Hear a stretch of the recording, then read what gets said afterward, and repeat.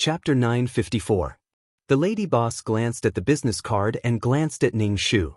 Her gaze paused on the child on Ning Shu's back. I don't know you. If you're looking for something, I'm sorry. I have a case to go to court later. The lady boss took her bag and left. She had a slim figure and looked very beautiful. Beauty was secondary. This woman had unparalleled confidence. This confidence beauty surpassed the beauty of her face. The lady boss said that she wanted to go to court, so Ning Shu planned to go to court to listen. In the courtroom, the female boss had changed out of her fiery red dress into a suit. Her hair was neatly combed, and she spoke frankly in the courtroom. Her words were sharp as knives, which made Ning Shu's heart ripple. If he were a man, he would really like such a woman. Not every woman could live a life that everyone should live. Looking at the court, Ning Shu's hands and mouth were itching. He hadn't been to court for a long time. It felt so good to have a battle of words. The confrontation between the two sides was not about scolding each other. Instead, it was about finding each other's weaknesses and suppressing each other. The lady boss took over a business case. It seemed that the process was relatively easy. The case lasted for more than 2 hours. In the end, the other party asked for a private mediation. If the mediation failed, they would appeal. The lady boss left the court. Ning Shu carried the child and quickly followed. I'm quite thirsty. Let me treat you to coffee. The lady boss looked at Ning Shu and said. Ning Shu nodded. Okay. The lady boss took Ning Shu to the coffee shop. Ning Shu asked, What do you like to drink? But Ning Shu said. The lady boss glanced at Ning Shu. So casual. You must like to grind iron. Actually, I don't drink coffee. Ning Shu said, I still have to feed the child. Waiter, give me a latte and a glass of juice. Tell me, why are you looking for me? Ning Shu asked. Ning Shu said, I want to apply for an internship at a law firm. I want to bring my child to work. When the coffee was served, the lady boss stirred the coffee and took a sip before saying, Why should I hire you? You have a child. We'll talk about it when your child grows up. I'm divorced. Just take it that I'm playing the pity card. The child is mine. My hometown is in the neighboring city. I'm alone in this city, Ning Shu said with a smile. What value do you have for me to accept you bringing your child to work? The female boss stirred her coffee and said faintly. Ning Shu said, As long as I can be an intern at your law firm, I'll be able to go to court immediately after I pass and get a lawyer's license. So confident? The female boss raised her eyebrows. What if I can't? You won't lose anything by trying. If I don't pass, you can just fire me, Ning Shu said directly. Well, I'll test you on some legal provisions and cases. Tell me how to fight a lawsuit. The female boss gave Ning Shu a question. Ning Shu listened carefully and gave the answer and the specific plan. Ning Shu and the female boss stayed in the coffee shop for a long time. The female boss showed Ning Shu all the cases on her laptop. There were commercial cases, criminal cases, divorce cases, inheritance disputes, and all kinds of cases. She randomly picked a case and asked Ning Shu how to make a plan. Ning Shu could give the solution according to the legal provisions. The female boss and Ning Shu argued in court like opponents. They stayed in the coffee shop for a long time. Ning Shu appreciated the female boss very much. This woman's life was envied by many women. Both of them were thirsty and drank 2 glasses of water. The female boss said to Ning Shu, You'll work at the law firm tomorrow. You can go to court with your level. After the internship, hurry up and get your lawyer's license. Thank you, boss, Ning Shu said gratefully. My name is Chioli. They all call me Sister Li. You can call me that too. Sister Li said. Ning Shu said with some surprise, Sister Li, I might be older than you. I'm almost 30. I'm 32. Sister Li said. Ning Shu smiled and shouted, Sister Li. Ning Shu heaved a sigh of relief in her heart. She could finally go to work. Moreover, she had to bring her child to work. If she couldn't pass elder Sister Li's test today, she wouldn't be able to enjoy such treatment. Sister Li told Ning Shu to go to the law firm tomorrow and not be late. Then she left. Ning Shu went out of the coffee shop and went to the mall to buy a professional suit. The law firm was in the city center, and Ning Shu rented a house in the suburbs. There was still some distance to the law firm. It took half an hour by car. This Sister Lee was really a capable woman. She had a law firm in the city center, where every inch of land was expensive. An office would cost a lot. The next morning, Ning Shu tidied herself up and brought her child to work. Ning Shu took a deep breath. She had already taken the first step. Things would definitely get better in the future. Ning Shu carried a child to work, which attracted a lot of strange looks. Because she was an intern lawyer, Ning Shu's job was to run errands and organize documents. Sister Lee didn't treat Ning Shu differently. When she met Ning Shu in the law firm, she also ignored her. Ning Shu didn't care. She didn't create any value for the law firm. Being able to work in the law firm was already a good start. However, it was really hard to bring a child to work. She didn't know when the child would cry because of diarrhea or hunger. When the child cried, Ning Shu would quickly carry the child out of the office. She had disturbed these people, and they would have a lot of complaints.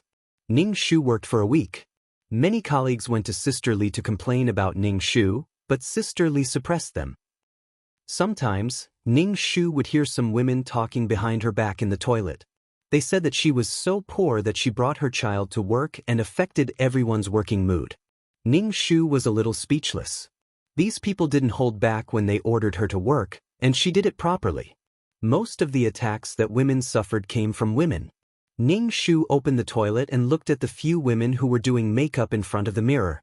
She said faintly, "I'm so poor that I'm crazy. I don't believe that you won't get pregnant and have children in the future." The few women looked at Ning Shu with disdain. Speaking of which, these women weren't very capable. At most, they would do some documents and clerical work. The truly capable people in the law firm didn't have the time to gossip behind people's backs. They were busy taking cases, going to court, and negotiating with their clients. As long as they could get through this intern period, they would be able to go to court once they got their lawyer's certificate. What's a divorced woman so arrogant about? She's just an old woman. A woman said disdainfully. You were just hiding inside to feed your child? Chapter 955. Ning Shu thought that she didn't offend these people and didn't cause any trouble for them. She did what she should do. She didn't do anything wrong. She was just an intern, an employee who could order her to run errands. Some people just did not like her. Some people liked to attack others, especially those who were weaker than them, to get psychological satisfaction. In this law firm, there was also a hierarchy. Those top lawyers who went to court were high and mighty existences in the law firm. These clerks were just low-level employees.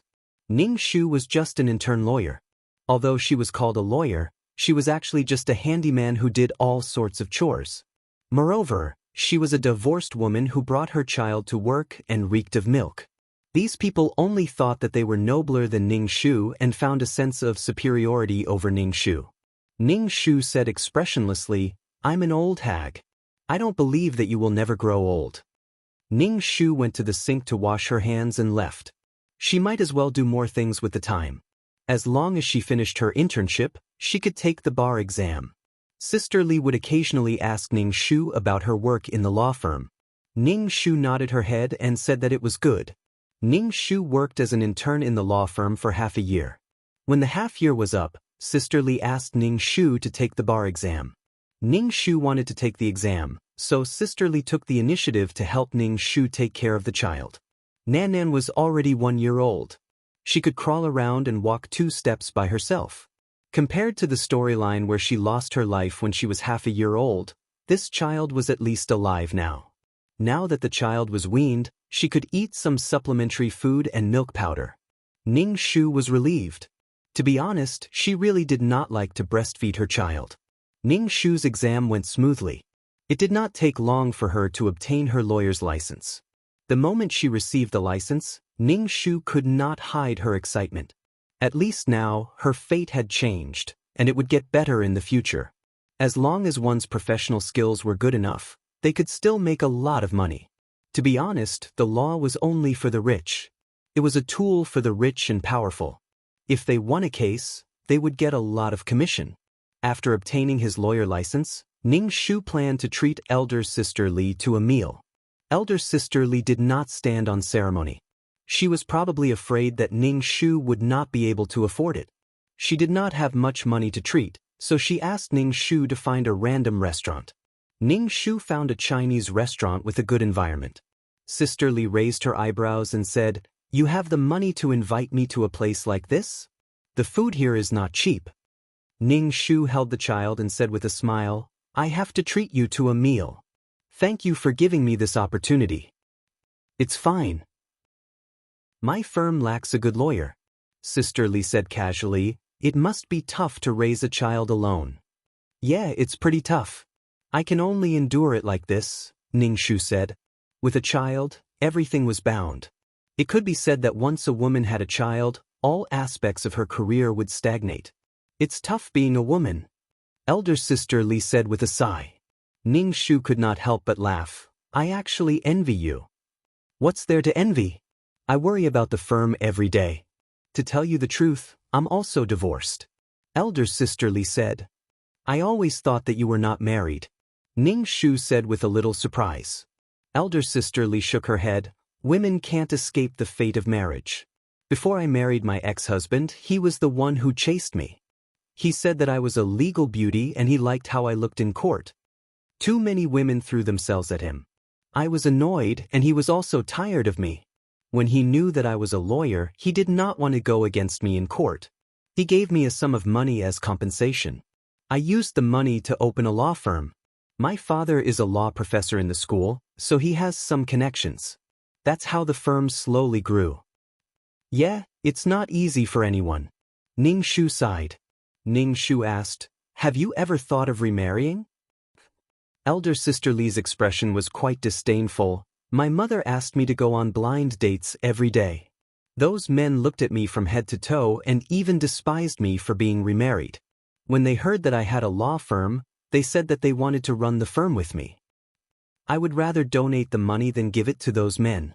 Elder sister Li rolled her eyes. "Even if no one wants me, I won't let myself marry such a man. Damn, he's retarded."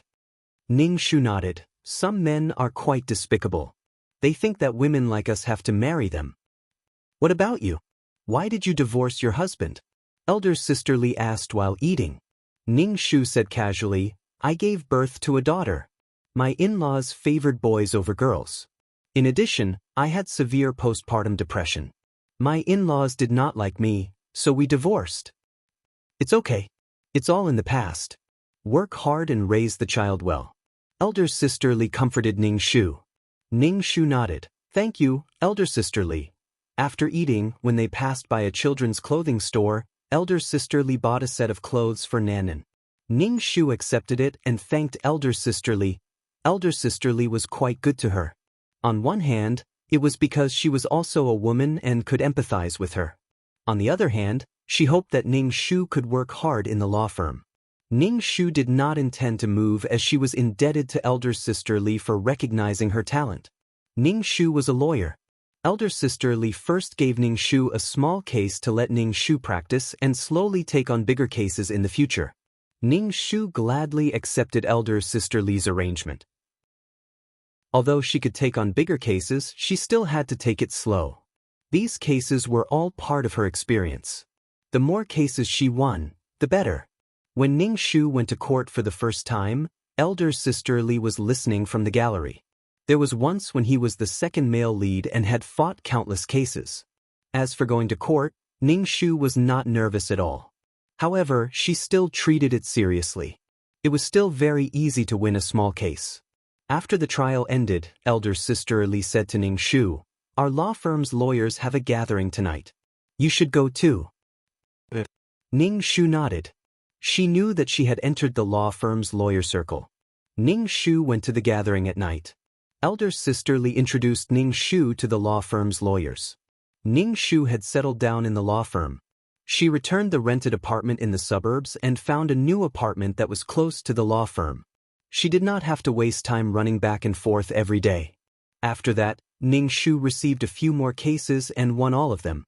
Elder sister Li arranged a personal office for Ning Shu. Ning Shu could be considered to have her own territory. In this office, once the door was closed, she could do whatever she wanted. The female employees who said bad things about Ning Shu were now just clerks. When it was their turn to carry documents for Ning Shu, they would look at Ning Shu strangely every time they saw her. Chapter 956. After fighting a few lawsuits, Ning Shu's money gradually increased. His life also became richer. When he had nothing to do, he would go to lawyer websites to be a free legal consultant to increase his reputation. It was the age of the internet. When people encountered problems, they would go online to find answers. There would be lawyers to answer for them. Ning Shu would only go to the law firm's gatherings once in a while. It was inconvenient to have a child by his side. Sister Li did not force Ning Shu as she knew that Ning Shu had to take care of the child.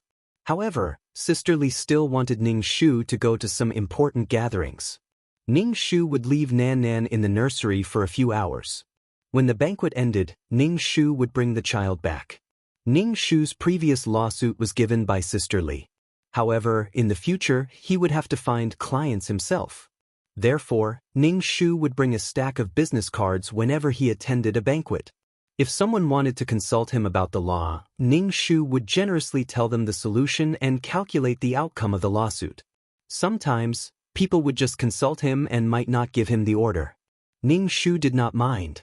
Perhaps they would look for him the next time. No matter which industry one lived in, life was not easy.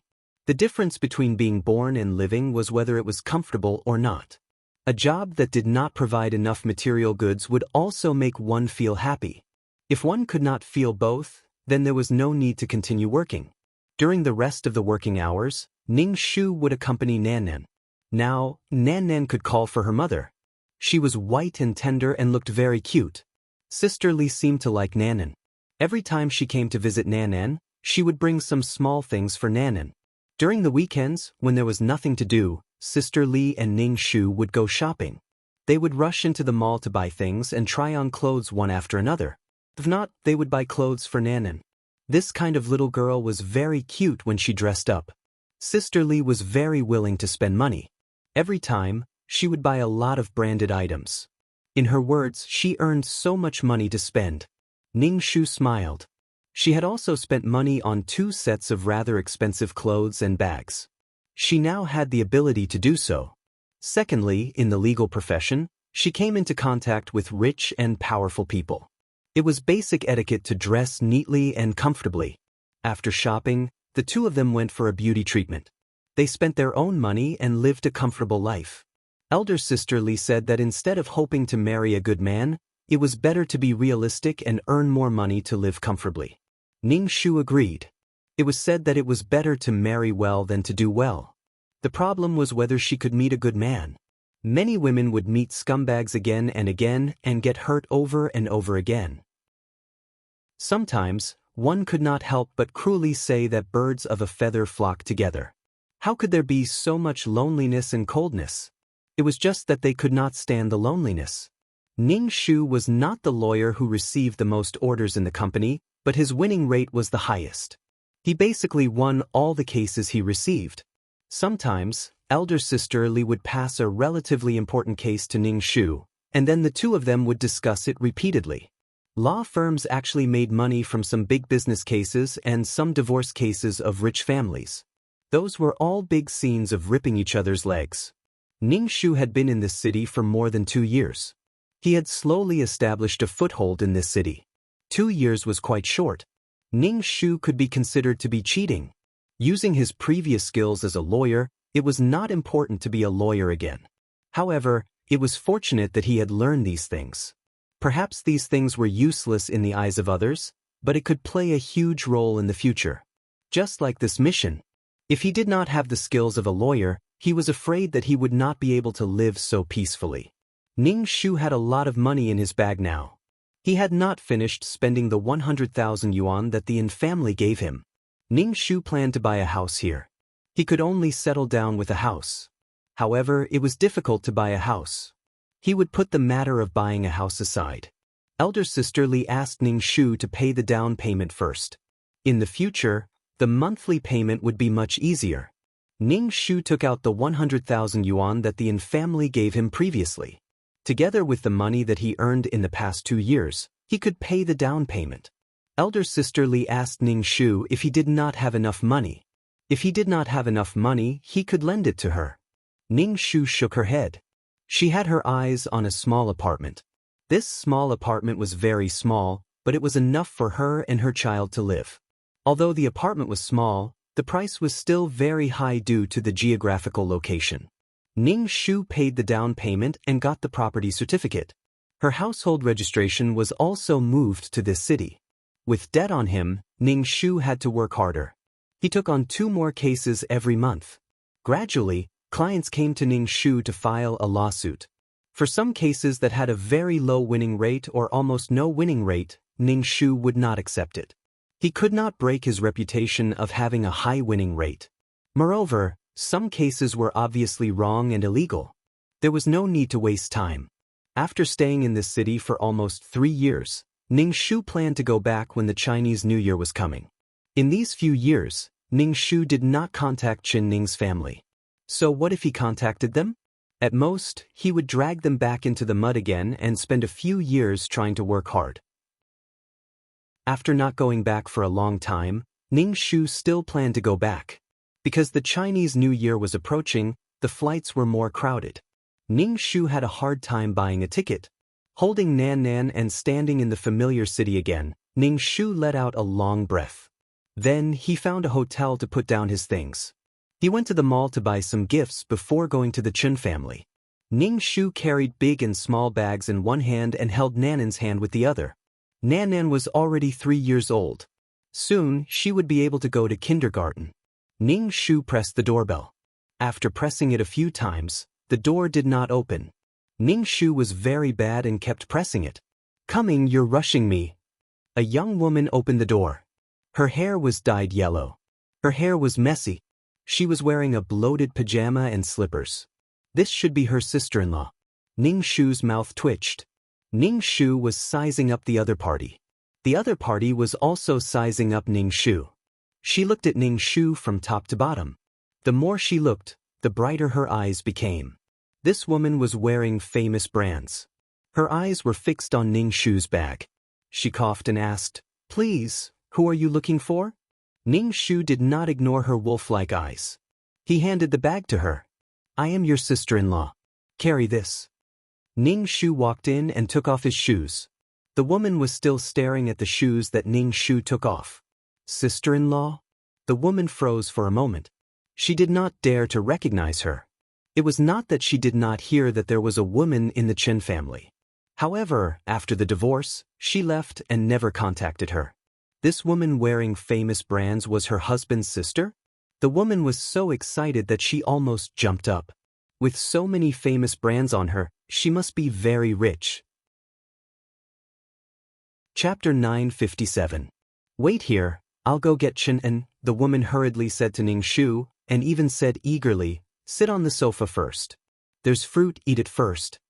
The woman entered the room and patted Chen En, who was still sleeping. "Your sister is back." Chen En was in a daze and asked with some confusion, "Your sister?" The woman said excitedly, "Stop sleeping, quickly get up." "So what if she's back? She probably can't survive outside." Chen En said indifferently and pulled the blanket. "Bullshit, your sister is wearing branded clothes, and the clothes and bags she's wearing are beautiful. Quickly get up." The woman pulled Chen En. When Chen En heard this, he was stunned. "How is that possible?" "You'll know when you get up." Chen En quickly got up. When he opened the door and saw Ning Shu in the living room, he rubbed his eyes and almost didn't dare to recognize her. Was this woman really his sister? This wasn't at all. The difference was like heaven and earth. "Sister, you're back." Chen En walked over and said to Ning Shu. When he saw the child in Ning Shu's arms, he instantly exclaimed, "Nan Nan is already so big. Nanan, I'm your uncle." Ning Shu grunted and asked coldly, "Where's Mom and Dad?" "Mom went to buy groceries, Dad went for a walk." Chen En said immediately. He was suppressed by Ning Shu's aura, and he seemed to be extremely reserved as he sized Ning Shu up from head to toe. "Sister, where have you been these few years? We were worried to death." Chen En said, "Why didn't you call your family?" Ning Shu couldn't be bothered to talk to him. This was how society was. Now that you're rich, your brothers and sisters would curry favor with you. If you're not capable, your brothers and sisters would despise you and step on you for no reason to show off their superiority. It was human nature to bow to the strong and step on the weak. Feelings and whatnot were really very indifferent. Ning Shu only talked to Nan Nan and did not pay any attention to the couple. His sister-in-law watched from the side and hurriedly gave Chen An a look. Chen An also had an anxious look on his face. He picked up the fruit from the fruit platter on the table and handed it to Nan Nan, saying, "Here, Ning. Uncle will give you an apple." Nan Nan looked at Ning Shu, raised her head and asked doubtfully, "Mom, is he really my uncle? What is an uncle? How come I've never seen him before?" Ning Shu gently replied, "Your uncle is your mother's younger brother. All these years, your mother has been away from home, so it's normal that you don't know him." Nan Nan, right? I'm your aunt. The sister-in-law immediately came over and said, "Big sister, you must be thirsty. Do you want me to pour you a glass of water?" Sister-in-law Ning Shu asked. Ning Shu waved his hand. "Don't worry.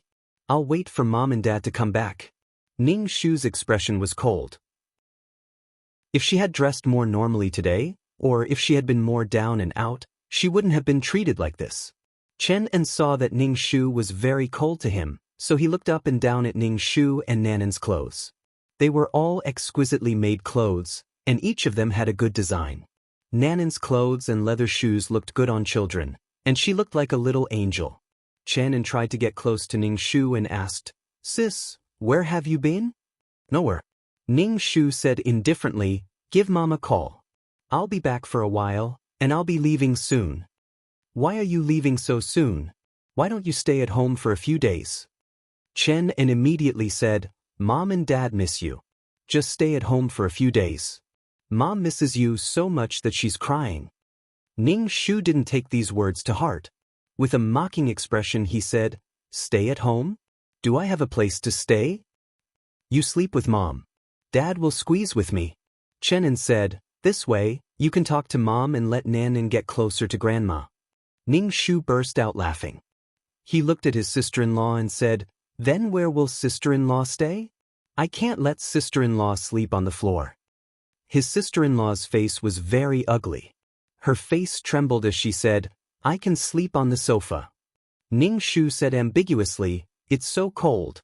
If you sleep on the sofa, you'll freeze to death. I've booked a room at the hotel. I won't sleep at home." Chen Ning's mother came back from grocery shopping. When she saw Ning Shu in the living room, she was stunned. Ning Shu called out to her mother. Chen Ning's mother called out uncertainly, "Chen Ning." "It's me," Ning Shu said. Chen Ning's mother said unhappily, "Why did you come back? Why didn't you contact your family?" "Mom." Chen An quickly stopped Chen Ning's mother from talking. He was afraid that Ning Shu would be unhappy. "Sister came back and bought so many things for you." Chen Ning's mother saw her son giving her a look. She sighed and said, "It's good that you're back. I'll go buy some more groceries."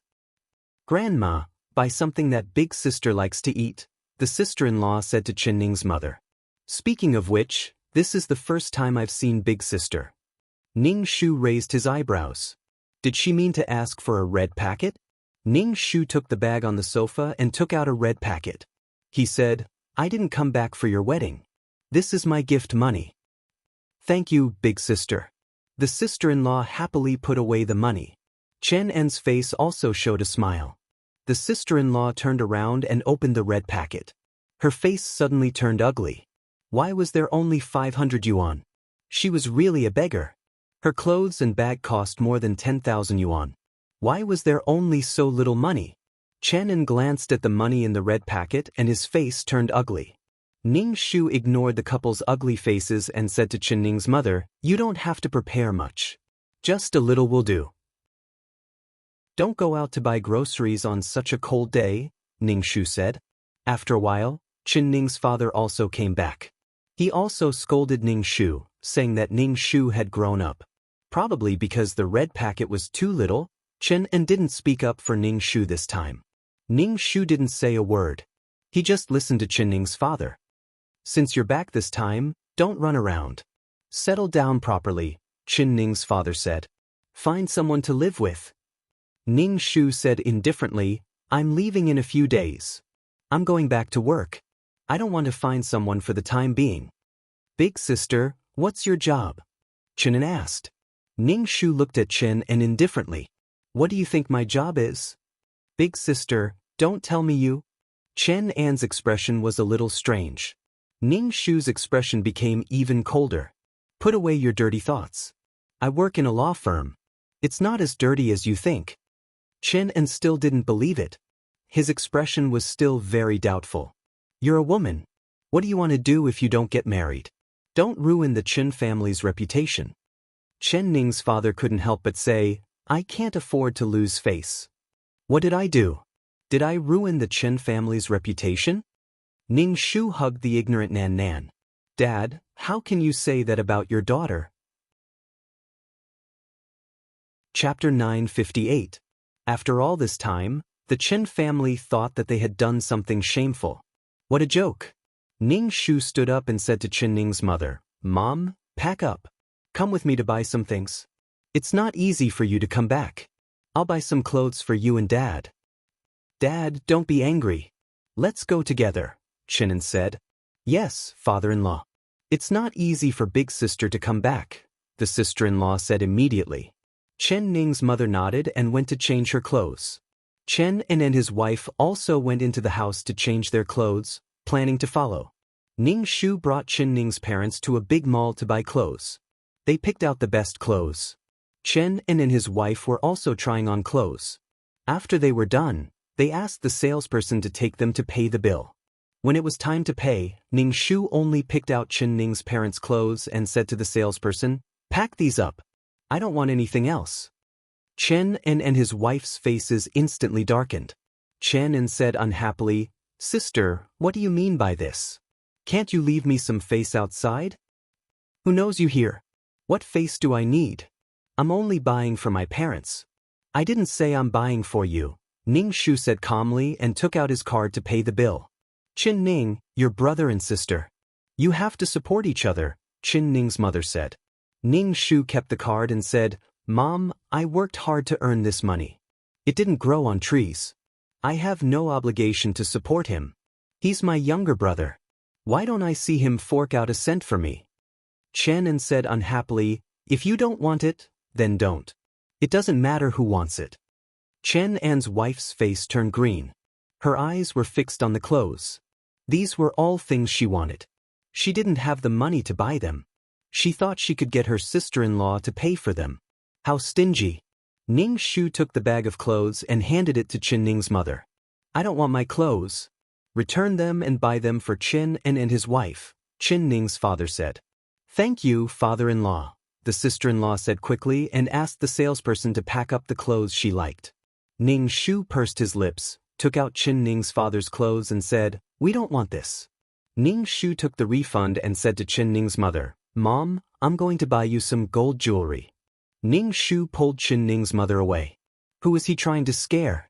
Wasn't he just trying to get her to buy it for that couple? Chen Ning's father was stunned for a moment, and then his face turned ashen. Chen An and his wife's faces were even worse. Ning Shu brought Chen Ning's mother to a gold shop and bought her a necklace, bracelet, and earrings. Chen Ning's father's face was dark the whole time. It was probably because they were outside and he couldn't get angry. Seeing that Chen Ning was buying jewelry, her sister-in-law also picked out a few pieces. Ning Shu still did not pay and only gave Chen Ning's mother money for the jewelry.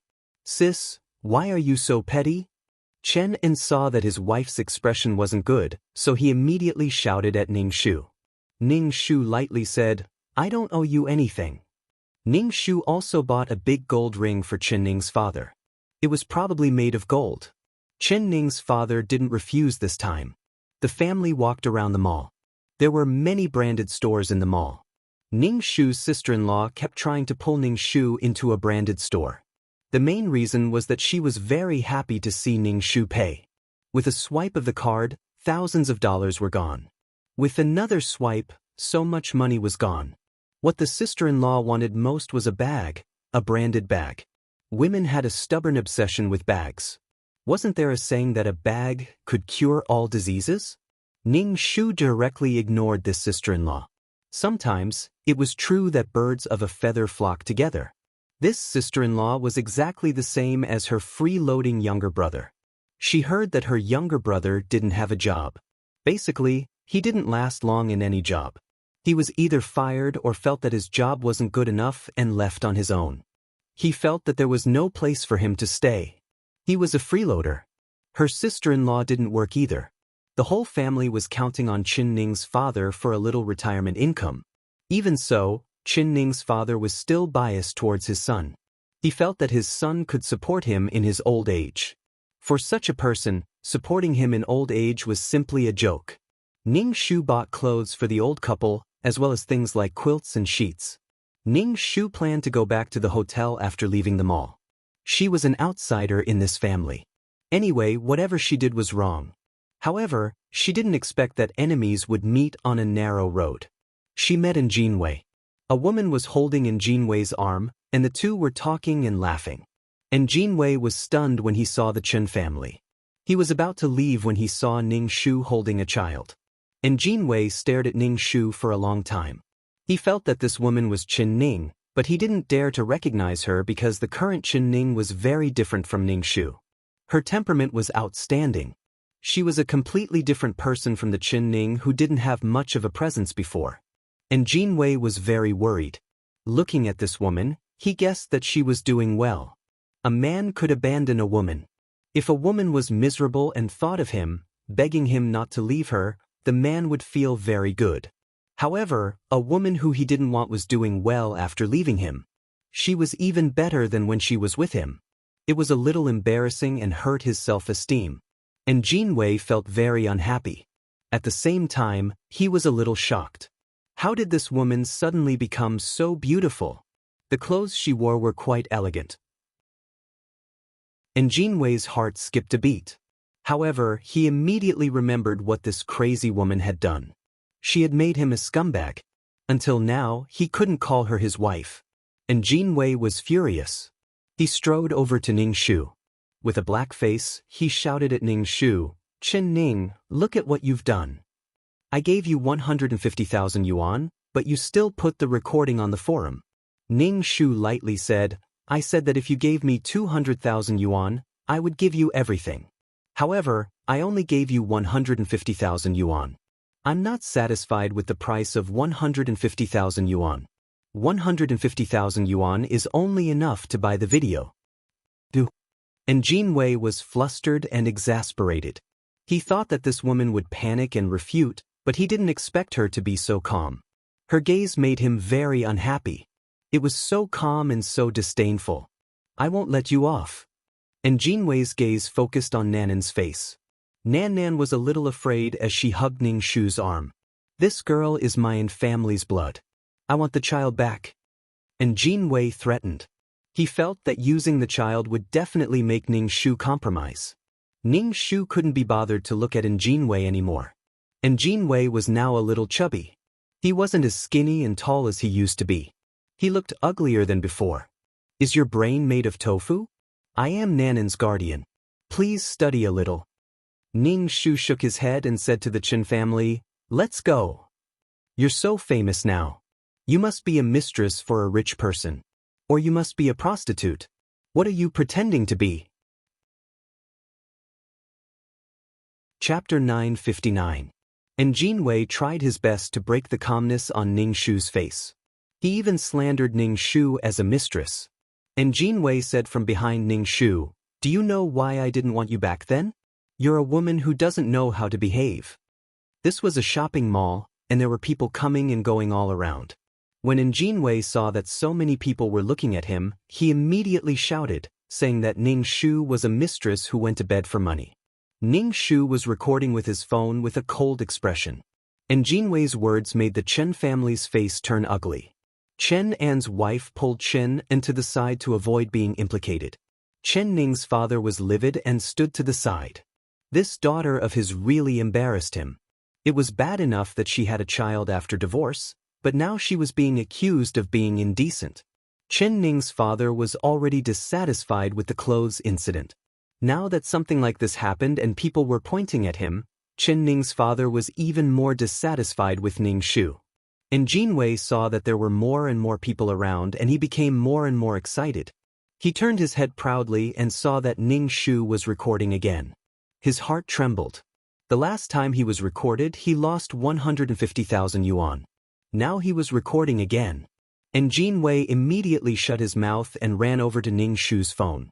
Ning Shu put the phone away. Ning Shu shook his head speechlessly. Haven't you learned your lesson from last time? Ning, give it to me. And Jinwei roared at Ning Shu, scaring Nan Nan who was beside him. She hid behind Ning Shu.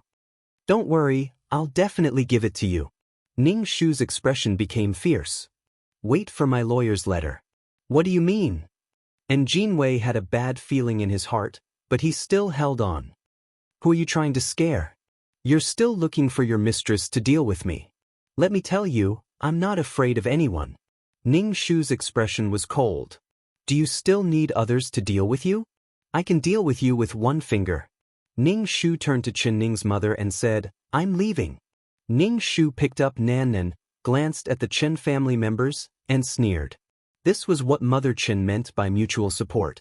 When she was slandered and bullied by others, no one in the Chen family stood up for her. She was probably blaming her for embarrassing herself in her heart. What mutual support? It was just an excuse to take money from her and make her contribute. Feelings were mutual. How could there be such a good thing to ask someone to contribute unilaterally? Sometimes, even family members were unreliable. Women had to pin their hopes on a man to love them and treat them well. They longed for an illusory good man. Ning Shu carried Nan Nan and left. And Jinwei ignored the woman who came with him and chased after Ning Shu. He grabbed Ning Shu's arm. What do you mean? Give me the video. I won't be as stupid as before. I'll give you the money. Ning Shu shook off Jinwei's hand. Don't touch me. Let me tell you, this time you're not willing to pay, I'll make you pay. Just you wait. Ning Shu hailed a car and left. He turned around and saw Jinwei standing on the side of the road. His face was simply unbearable to look at. Ning Shu sneered. I'll make sure you don't dare to provoke me again. Ning Shu directly appealed, accusing Jinwei of slander. And Jinwei deliberately fabricated and spread fictitious facts, belittled others' character, and destroyed others' reputation. Ning Shu was familiar with the various appeals process. He used the fastest speed to settle this matter. Soon, the court summons arrived at the Yin family. When Jinwei saw the court summons, he was almost dumbfounded. Seeing that the plaintiff was Chen Ning, Jinwei was furious. He just casually said a few words and this woman sued him. She was making a mountain out of a molehill. Jinwei's father put on his presbyopic glasses and looked at the court summons. He saw Chen Ning's name. Why did this woman appear again? I met her in the mall before. I just said a few words and she recorded it again. Jinwei brushed his hair. Jinwei's father immediately took off his presbyopic glasses and threw it at Jinwei. Jinwei was hit in the face and couldn't help but cover his face. Why did you still provoke this woman? Now you're being sued in court? Jinwei's father couldn't help but say. During this period of time, this matter is finally being forgotten. Now you're going to court again. Jinwei's father was so angry that his face turned green. Very few people were willing to go to court. It was better to have less trouble and settle it privately. But now that the court summons had arrived, the chances of settling it privately were not high. Call her and settle it privately. Jinwei's father said tiredly. After this matter, you should hurry up and get a wife and live a good life. You're getting more and more outrageous. Jinwei wanted to tear Ning Shu apart, but he didn't know Ning Shu's phone number. When he went to the Chen family to find Ning Shu, he was told that he didn't go home at all and was staying in a hotel. The Chen family didn't know where Ning Shu lived. Jinwei couldn't find Ning Shu and had no way to settle it privately. He could only wait for the court session. It was time for the court session. Even if the Yin family didn't want to go to court, they had no choice. The Yin family of 3 waited at the entrance of the court. The Yin family's old couple had aged a lot in the past 2 or 3 years. The unforeseen event had damaged the Yin family's vitality. It felt like they had hurt their roots. There was always a feeling of desolation. Ning Shu took a car to the entrance of the court. She was wearing a neat office lady's suit and black high heels. Her hair was neatly combed, and her face was covered with light makeup. She looked very good. She looked sharp and professional.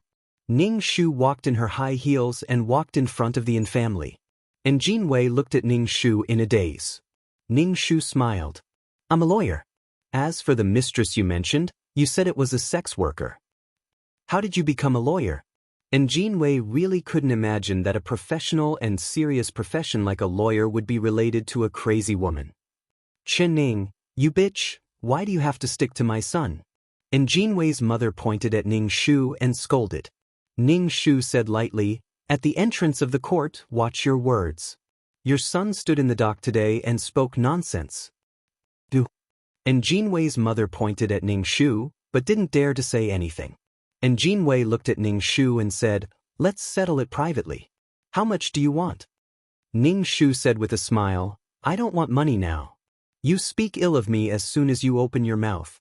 I want you to not dare to speak nonsense when you see me in the future.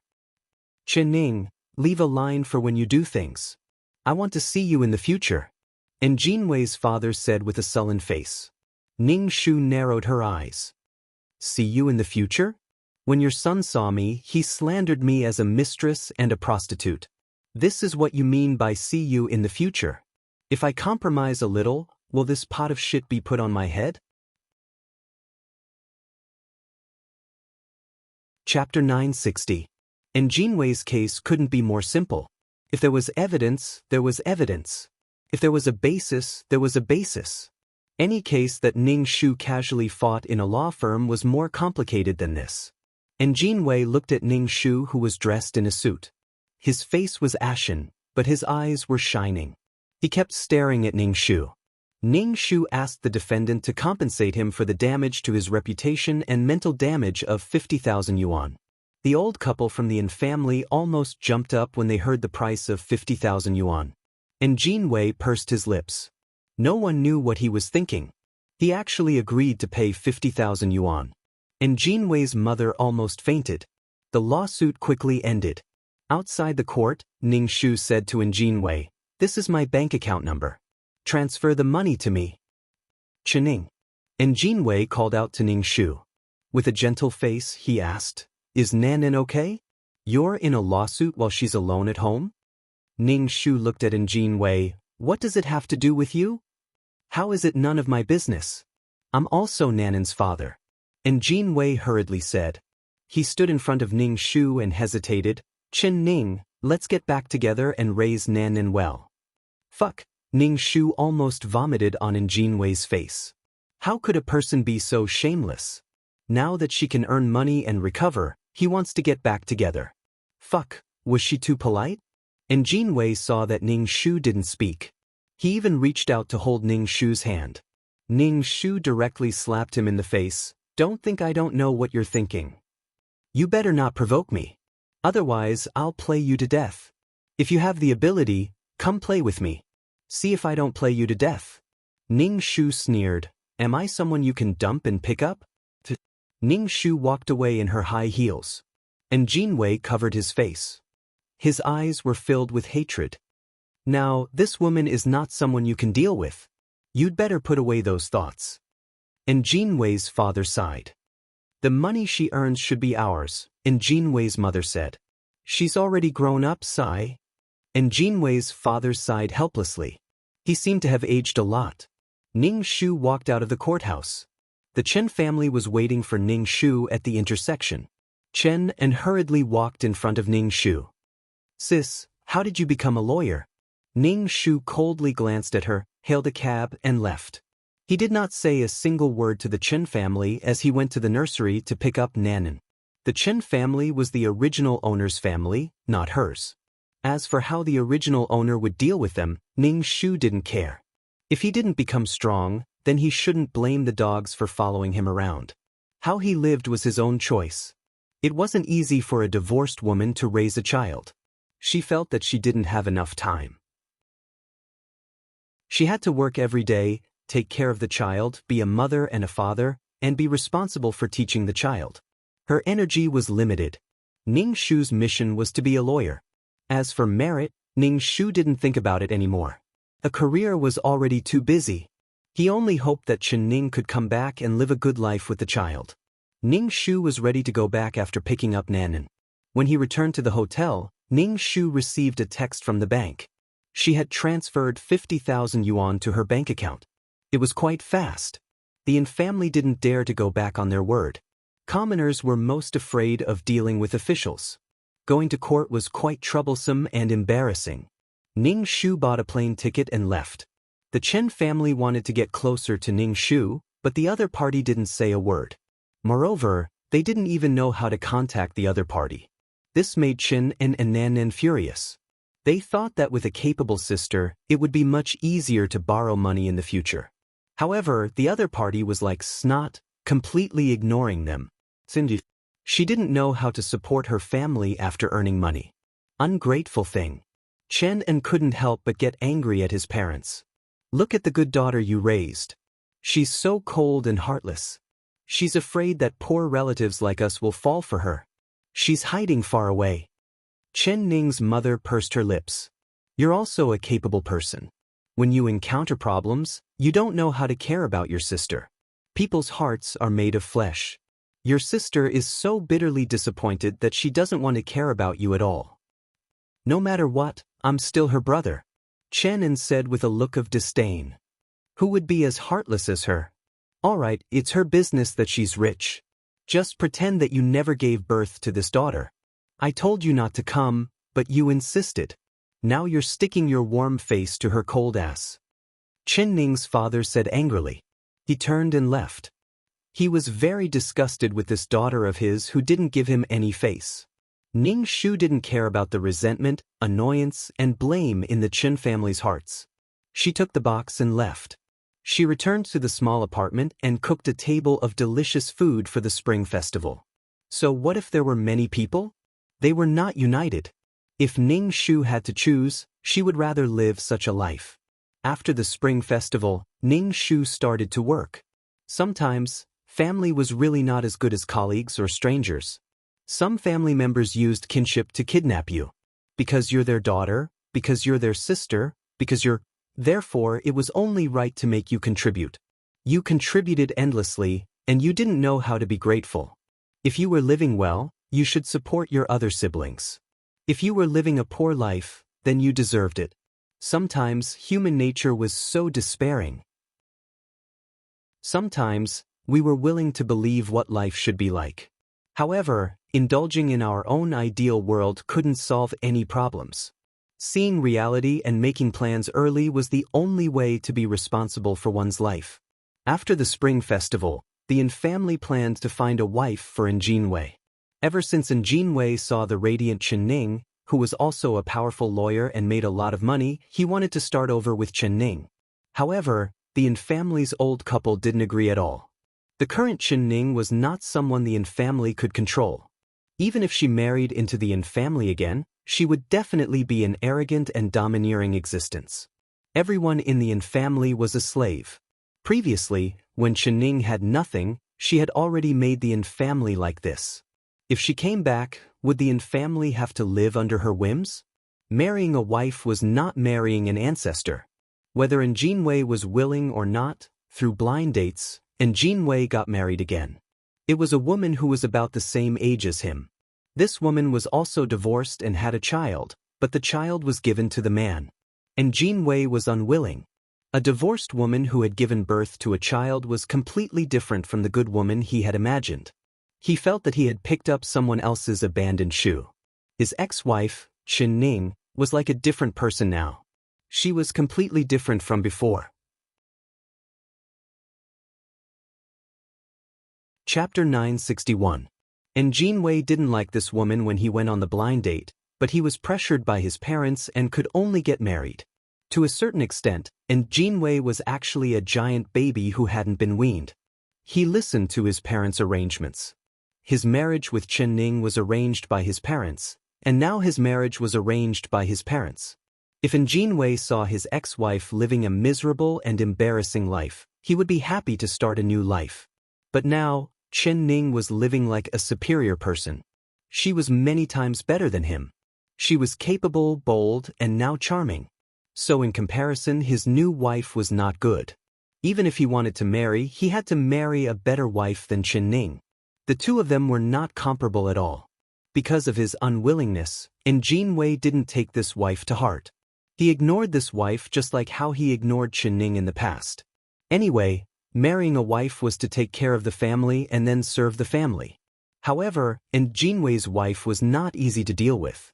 Because she was divorced, she was selfish and knew how to plan for herself. She made a fuss to get Jin Wei's salary card. In the family, a daughter-in-law wanting to control the economy was simply rebellious. The family's old couple would not agree, and Jin Wei would not agree. In the future, he would have to reach out to a woman to buy things.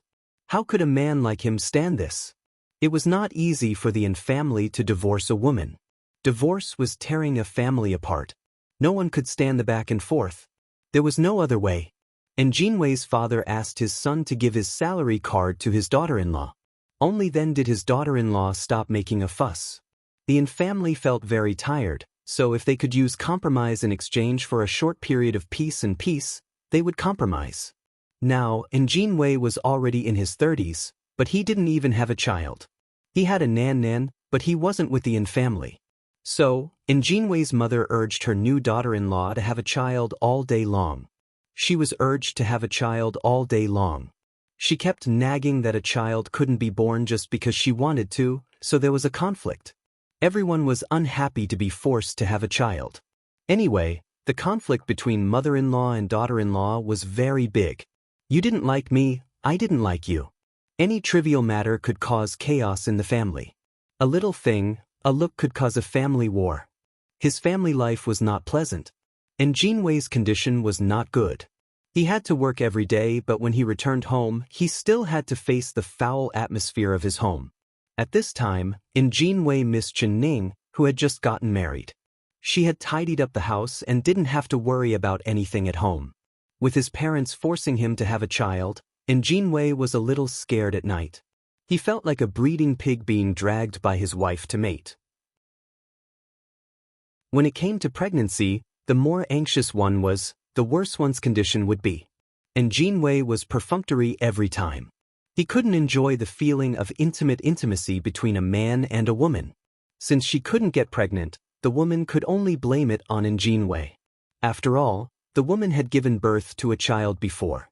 Jin Wei also felt that he was not responsible. He even gave birth to a daughter. In short, a marriage without feelings would not compromise because of love. Whenever there was a small matter, they would resent each other.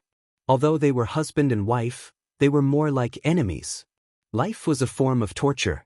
As Ning Shu took on more and more cases, he gradually made a name for himself in the legal profession and was respectfully called a gold medal lawyer. When Ning Shu had nothing to do, he would accompany the child or memorize the law. Anyway, there was nothing wrong with memorizing more. Who knows, it might be useful in the future. When Nan was almost 4 years old, 2333's voice sounded, "Mission completed. Do you want to leave the mission world?" Ning Shu nodded, "Leave." Ning Shu kissed the sleeping Nanan. His mind was in a daze for a moment before he returned to the system space. Phew! Ning Shu let out a long breath. He relaxed for a moment and deeply inhaled the fragrance of the flowers in the pot. His mood calmed down. He deeply felt that the most complicated and unbearable things in the world were these trivial matters. It couldn't be considered a deep hatred, but it was the most torturous. A person who endured this year after year was almost like a saint. Number 2333. Name Ning Shu, intermediate mission taker. Age 27 points, 18. 15 million/4 million soul, 320 life, 91 wisdom, 284 charm, 10 luck, 129 spiritual power, 190 faith, 55153000 martial strength, 202 aptitude, 89 merit, 12955 skills, 5th ring shooting technique, trash fighting technique, basic peerless martial arts, basic poison technique, basic business management knowledge, basic code programming, basic lawyer skills, basic ghost catching skills. Honorary titles: Goddess of War, Selfless Ancestor Tools, Calm Aura, Faith Aura, Amulet 5, Upgraded Amulet 2 Aura, Mother of the World, Queen's Blessing, Model Worker, Qinshi's Blessing, Leader Aura, Grass Blessing, Best Friend for a Lifetime, Miao Miao Miao's Blessing, Lifesaver, Zhu Sunyang's Blessing, Founding Female General, Qin Ermiai's Blessing, Lady Justice, Qin Ning's Blessing, Completed Qin Ning's Wish. Mission completion rate is 100%. Obtained 4 million points, 60 attribute points, 3,000 faith, received Qin Ning's instructions, received the aura Lady Justice. The harvest was not bad. Ning Shu was very satisfied.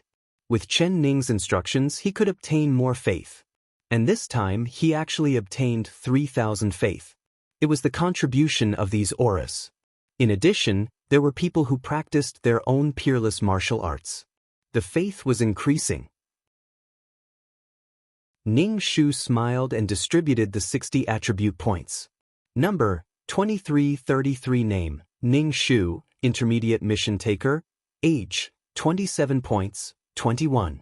15 million soul, 320 HP, 9, 110 wisdom, 28410 charm, 1010 luck, 12910 MP, 19010 faith, 8515 martial strength, 20210 aptitude, 89 merit, 12955 skills, 5th ring shooting technique, trash fighting technique, beginner peerless martial arts, beginner poison technique, beginner business management knowledge, beginner code programming, beginner lawyer skill, ghost catching skill.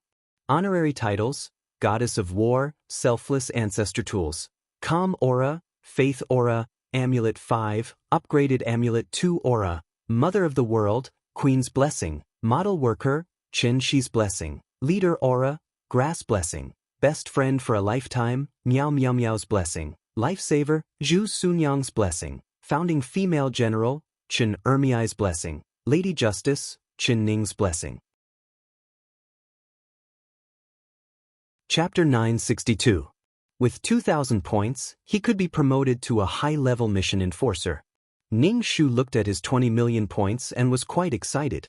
He said to 2333, "Can I be promoted to a high-level mission enforcer?" Yes, you can be promoted to a high-level mission enforcer.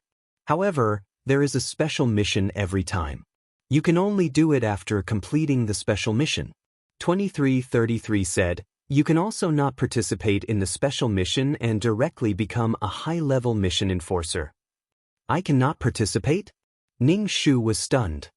There must be conditions.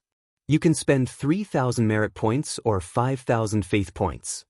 2333 said, "The difficulty of the special mission is different. Some people get very easy missions while others get very difficult missions. It all depends on your luck. However, I suggest that you participate in the special mission and take it one step at a time." 2333 said. Ning Shu nodded.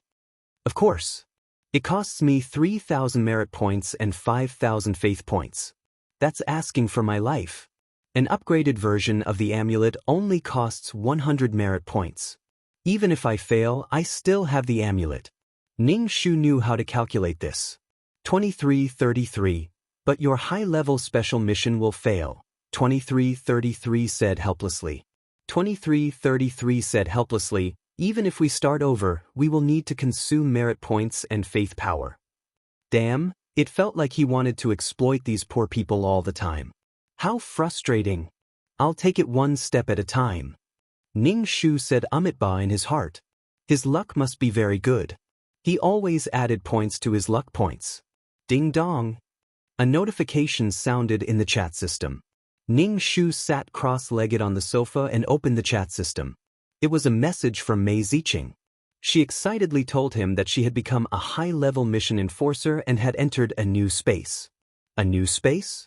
Ning Shu asked Mei Ziqing, "What new space?" Ding dong. Mei Ziqing quickly replied, "It's a space that only high-level mission enforcers can enter. It's the same as the virtual space." Ning Shu congratulated Mei Ziqing for becoming a high-level mission enforcer. He opened the system store and spent a few faith points to exchange for some gifts for Mei Ziqing. Mei Ziqing was the only person who could talk to Ning Shu since he started doing missions. Why are you spending so much money? You don't have to buy anything for me.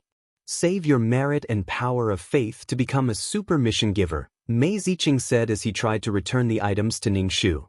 Don't. Congratulations. This is my gift to you. I won't be happy if you return it. Ning Shu asked again, only super mission enforcers can enter this space. Are there a lot of treasures inside? Is there a world's origin? Maybe. I'll keep an eye out for you. Mei Ziqing sent a message over. After chatting with Mei Ziqing for a while, Ning Shu turned off the chat and asked 2333, are there any other spaces other than the virtual space? Of course, the virtual space has the most number of mission enforcers, and it's also the lowest level. Other than the space that can only be entered by super mission enforcers, there are other spaces above, and even fewer people can enter them. There's also a space for the strongest to enter. It's like a pyramid. There are layers and layers of selection. The number of people standing at the top is the least. Otherwise, how can it show the superiority of the strong? 2333 said. Ning Shu. 2333 said earnestly, you're now one of the people at the bottom.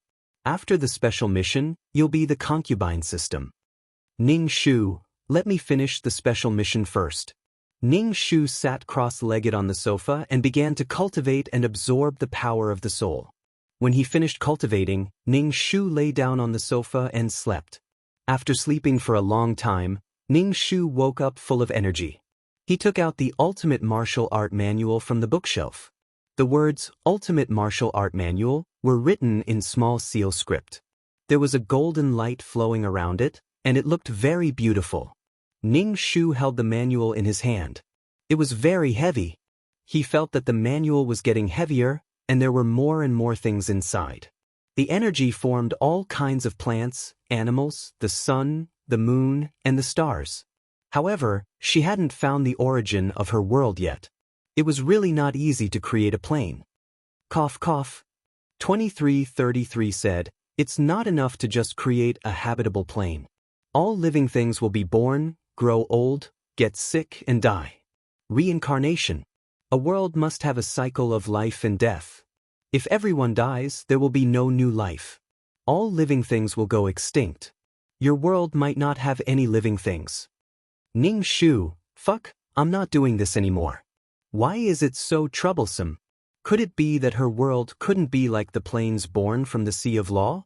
It could evolve on its own and perfect the heavenly Tao? Creating a world was really a huge project. She didn't even know how to build a house, and now she had to create a world. No wonder some super mission enforcers couldn't create a world. A world was really too complicated. It was too difficult. Ning Shu let out a long breath. No matter how difficult it was, she had to create a world that belonged to her. Only then could she be considered to have jumped out of the shackles of a mission enforcer. She wouldn't be killed so easily. Ning Shu closed the manual and put it on the bookshelf. He took out another book from the bookshelf and read it. After reading it, he closed the book and asked 2333, is the special mission randomly selected? 2333 said, after completing the special mission, you can become a high-level mission enforcer. Ning Shu took a deep breath. He couldn't help but shake his legs. He said to 2333, then let's enter the mission. As soon as 2333's voice fell, Ning Shu felt dizzy. After his soul and body merged, Ning Shu opened his eyes and saw 3 boys around him. The 3 boys were quite handsome. They had slender bodies. Their hands were in their pockets. When they were on the grass, they looked like beautiful young men. Because it was a special mission, Ning Shu hadn't received the storyline yet. Every time he received a special mission, he would be confused. Ning Shu didn't know why the 3 boys were surrounding him. Yi Xiaodong, come and clean my shoes. The boy in front of Ning Shu smiled maliciously at Ning Shu. Ning Shu was speechless. Ning Shu glanced at the boy's shoes. It was a pair of snow-white shoes. There wasn't even a speck of dirt. He coughed and said, your shoes aren't dirty. Yi Xiaodong, you've learned how to talk back now? The boy tilted his head. He had an ear diamond in his ear. As he moved, the diamond reflected a destructive light. It made him look very mischievous and evil. He looked at Ning Shu with eyes full of malice. He kicked the lawn with his feet, causing his shoes to be stained with some mud. Chapter 963. Ning Shu was surrounded by 3 boys, and all of them were handsome boys. She was surrounded by a large lawn and a pond not far away. However, there was no one around. Looking at the surrounding buildings, she should be in a school. Ning Shu couldn't help but touch her face. Was this body so beautiful that they wanted to rape her? Yi Xiaodong, come over and clean my shoes. Oh Hao Xuan tilted his head and looked at Ning Shu. Take the initiative and clean my shoes. Ning Shu looked down and saw that the boy's shoes were stained with mud and grass. He deliberately made them dirty so that she could clean them. What's wrong? Now you know how to resist? Oh Hao Xuan's face became very cold. He took a few steps and walked in front of Ning Shu. As Oh Hao Xuan approached, Ning Shu's body began to tremble uncontrollably. This body was afraid of this person. Ning Shu couldn't help but take a step back and stare at this handsome boy. He had a noble aura. The clothes on his body were very expensive. He was either rich or noble. As soon as she arrived, she was surrounded by 3 boys. Ning Shu felt that she was at odds with the school world. The first time she was surrounded in the toilet, this time she was surrounded by boys. They all had bad intentions. Ning Shu hadn't accepted the storyline. The most important thing for the trial mission was to stay alive and wait for 2333 to tell her to leave this world. Hao Xuan, why are you talking nonsense with her? If she doesn't listen to you, beat her until she does, the boy on Ning Shu's left said rudely. He crossed his arms and looked at Ning Shu. Damn, these naughty kids. Ning Shu turned and ran. As if they had expected Ning Shu to do this, Ning Shu was stopped by 2 boys. Ning Shu used a strong palm and pushed the 2 boys over. When the 2 boys were pushed to the ground by Ning Shu, they were stunned. Obviously, they didn't expect Ning Shu to have the guts to do such a thing. His handsome face was contorted as if he had been offended. Ning Shu ran off without looking back. He needed to find a place to receive the plot. Yi Xiaodong, get your ass back here. Otherwise, you won't be able to bear the consequences. Ning Shu shouted from behind. Ning Shu ran even faster. Wang Haoxuan and the other 2 boys' expressions were unusually cold as they stretched their necks. Little pets are disobedient now. Looks like they need to be trained. Ning Shu found a remote place and began to accept the plot. The original owner was called Yi Xiaotong. She was 16 years old and was an orphan. She had a twin brother who was mentally retarded. The brother's IQ was only 5 or 6 years old. Because there was no source of income, Yi Xiaotong could only pick up garbage to support herself and her brother. Yi Xiaotong was an orphan, but she studied in an elite school. The principal of the school saw that Yi Xiaotong and her brother were living a hard life, so he let Yi Xiaotong study in the school. He didn't let Yi Xiaotong pay the school fees so that she could change her fate by studying. It wasn't that the principal was kind, but Yi Xiaodong's father was the principal's chauffeur. He died in a car accident while saving the principal. The father died, leaving behind a son and a daughter. The son was still mentally retarded. Yi Xiaodong's mother abandoned the siblings and left. There had been no news of her. She probably started a new life. The principal was kind, but this was an elite school. The people who came here were all favored by the heavens. They were the descendants of rich and noble families. They were either officials or rich. In a place like this, it was normal for someone like Yi Xiaotong to be ostracized because she was not acclimatized. The 3 people who surrounded Ning Shu before were Wang Haoxuan, Mu Yeyao, and Min Haochu. These 3 people were the most influential people in this elite school. Ning Shu was a little speechless. Why did these schools always have the existence of F4? Their families were so rich that they could stomp their feet and the Asian economy would be in turmoil. Wherever he went, there would be girls screaming. So handsome, so handsome. Ha! A rich school hunk and a girl who was like a weed. There would definitely be a touching campus love story. Yi Xiaotong was like a Chinese cabbage. As if people at that level saw things differently. In their eyes, a girl who picked up trash was a reptile, a lowly reptile. They did not treat her as a human at all. They never treated Yi Xiaotong as a girl.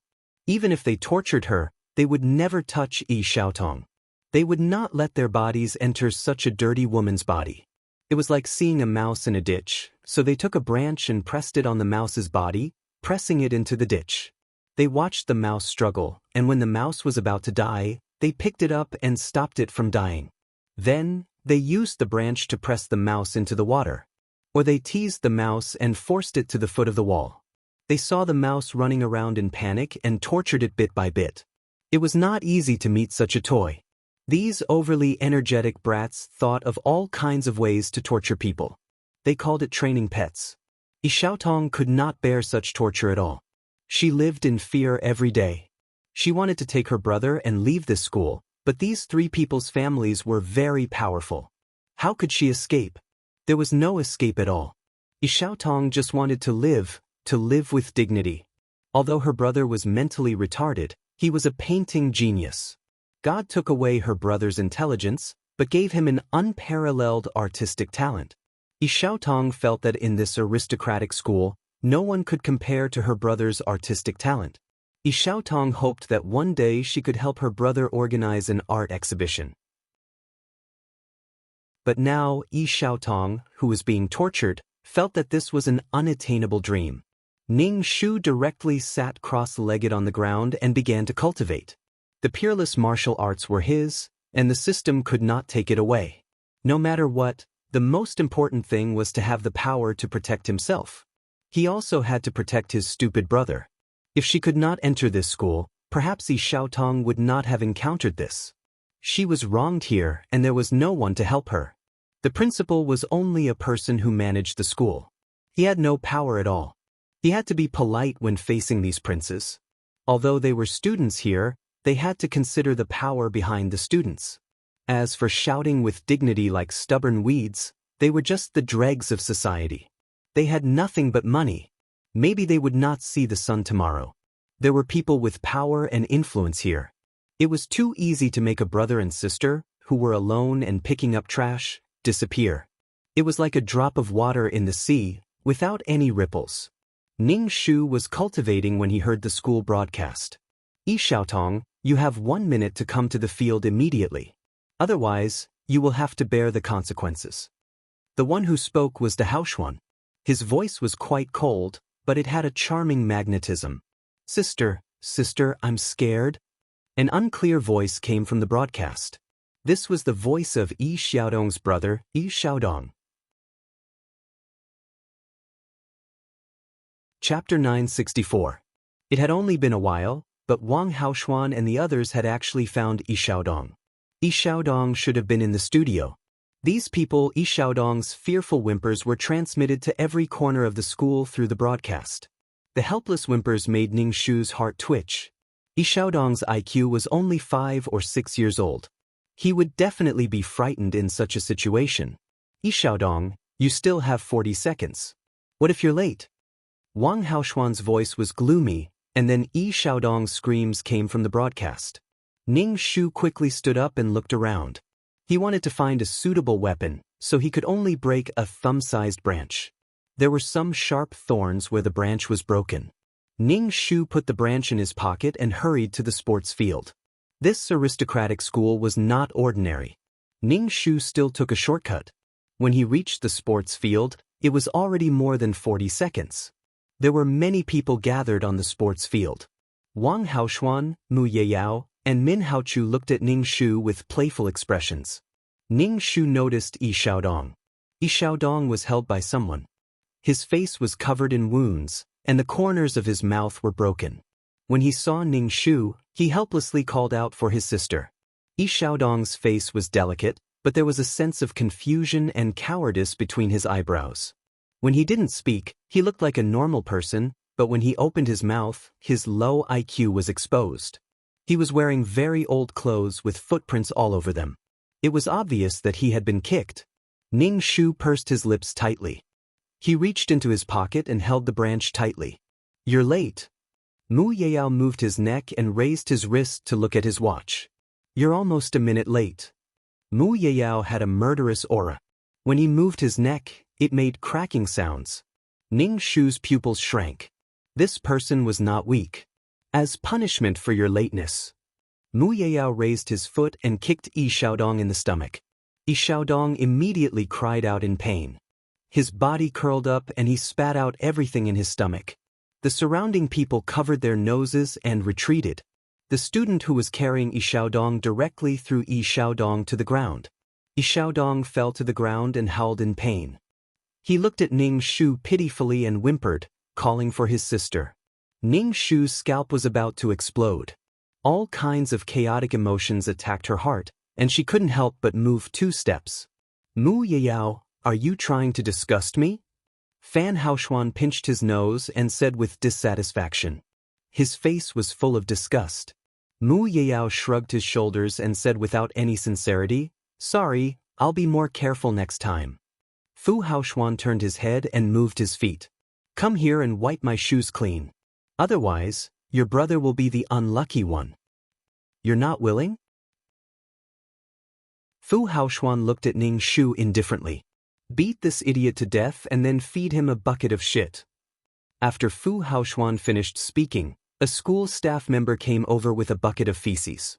The surrounding people immediately hid far away. It was too smelly. Feed him. Fu Haoshuan waved his hand. As punishment for your hesitation, after your brother finishes eating, you can continue to eat. Since we're siblings, we should share weal and woe. I won't favor one and discriminate against the other. So disgusting, the surrounding people made strange sounds. Their faces were full of disgust and watching a good show. Most of them kept their mouths shut to avoid getting into trouble. The staff member brought the bucket of feces in front of Yi Xiaodong. Wait a minute. Ning Shu shouted and ran in front of Fu Haoshuan. Fu Haoshuan sneered and raised his foot. Wipe it. Ning Shu slowly squatted down. The surrounding people burst into laughter. Fu Haoshuan's expression was contemptuous and mocking. You really need to be taught a lesson. When Ning Shu squatted down, he quickly stood up. His arm locked around Fu Haoshuan's neck. He took out a branch from his pocket and pressed it against Fu Haoshuan's neck. There were so many people here. There was no way she could escape. Instead of being tortured by these people, she might as well fight to the death. Ning Shu's sudden action stunned the surrounding people. They immediately laughed at Ning Shu.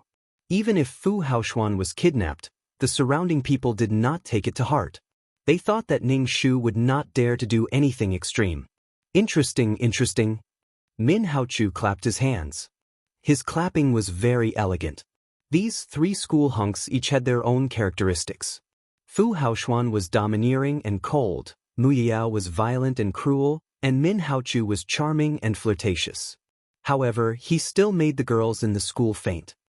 Min Haochu, you still dare to gloat? Fu Haoshuan, who was kidnapped, was livid. Min Haochu smiled and said, don't be angry. If the pet is disobedient, just train it again. Don't you think it's more interesting now? He even dared to kidnap you. He's got guts. What's so interesting about a pet that's obedient and submissive? Min Haochu narrowed his peach blossom eyes slightly. His gaze swept over Ning Shu's face inch by inch. Ning Shu's face involuntarily twitched when his gaze swept over her. Her body trembled uncontrollably.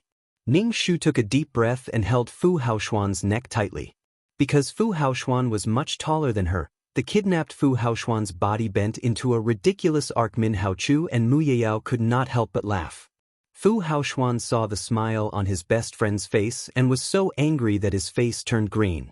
He kept thinking about how to torture this bold pet. Ning Shu was speechless. Damn, she was ignored to this extent. Ning Shu shouted to Yi Xiaodong, Xiaodong, don't be afraid. Come to sister. Yi Xiaodong lay motionless on the ground and looked at Ning Shu with tears in his eyes. Ning Shu comforted him softly, Xiaodong, don't be afraid. Come to sister. Mu Yeyao moved his neck and cracked his fingers. You don't put me in your eyes. I let you escape last time. Do you think I'll let you escape this time? Mu Yeyao stepped on the back of Yi Xiaodong's hand and crushed it hard. I heard that the fool is good at drawing. How can he draw if his hands are ruined? It hurts, it hurts. Yi Xiaodong cried and wailed. Ning Shu did not hesitate to cut Fu Haoshuan's face with a branch. The surrounding people immediately quieted down. They did not even dare to breathe loudly. Fu Haoxuan was stunned. He could not help but touch his face. What he touched was warm blood. Not only was Fu Haoxuan stunned, but Mu Yiyao and Min Haochu were also stunned. Ning Shu said viciously, "I heard that Fu Haoxuan's face is very good. How can he show off in the city if his face is ruined? Yixiaodong, you're dead. I'll make you beg for death." Fu Haoxuan's voice sounded like it came from hell. It was eerie and terrifying. Ning Shu sneered. "My life is cheap. Even if I die, I'll drag you down with me. It's my gain." Chapter 965. If you dare to lay a finger on my brother again, I'll stab you in your eyes the next time.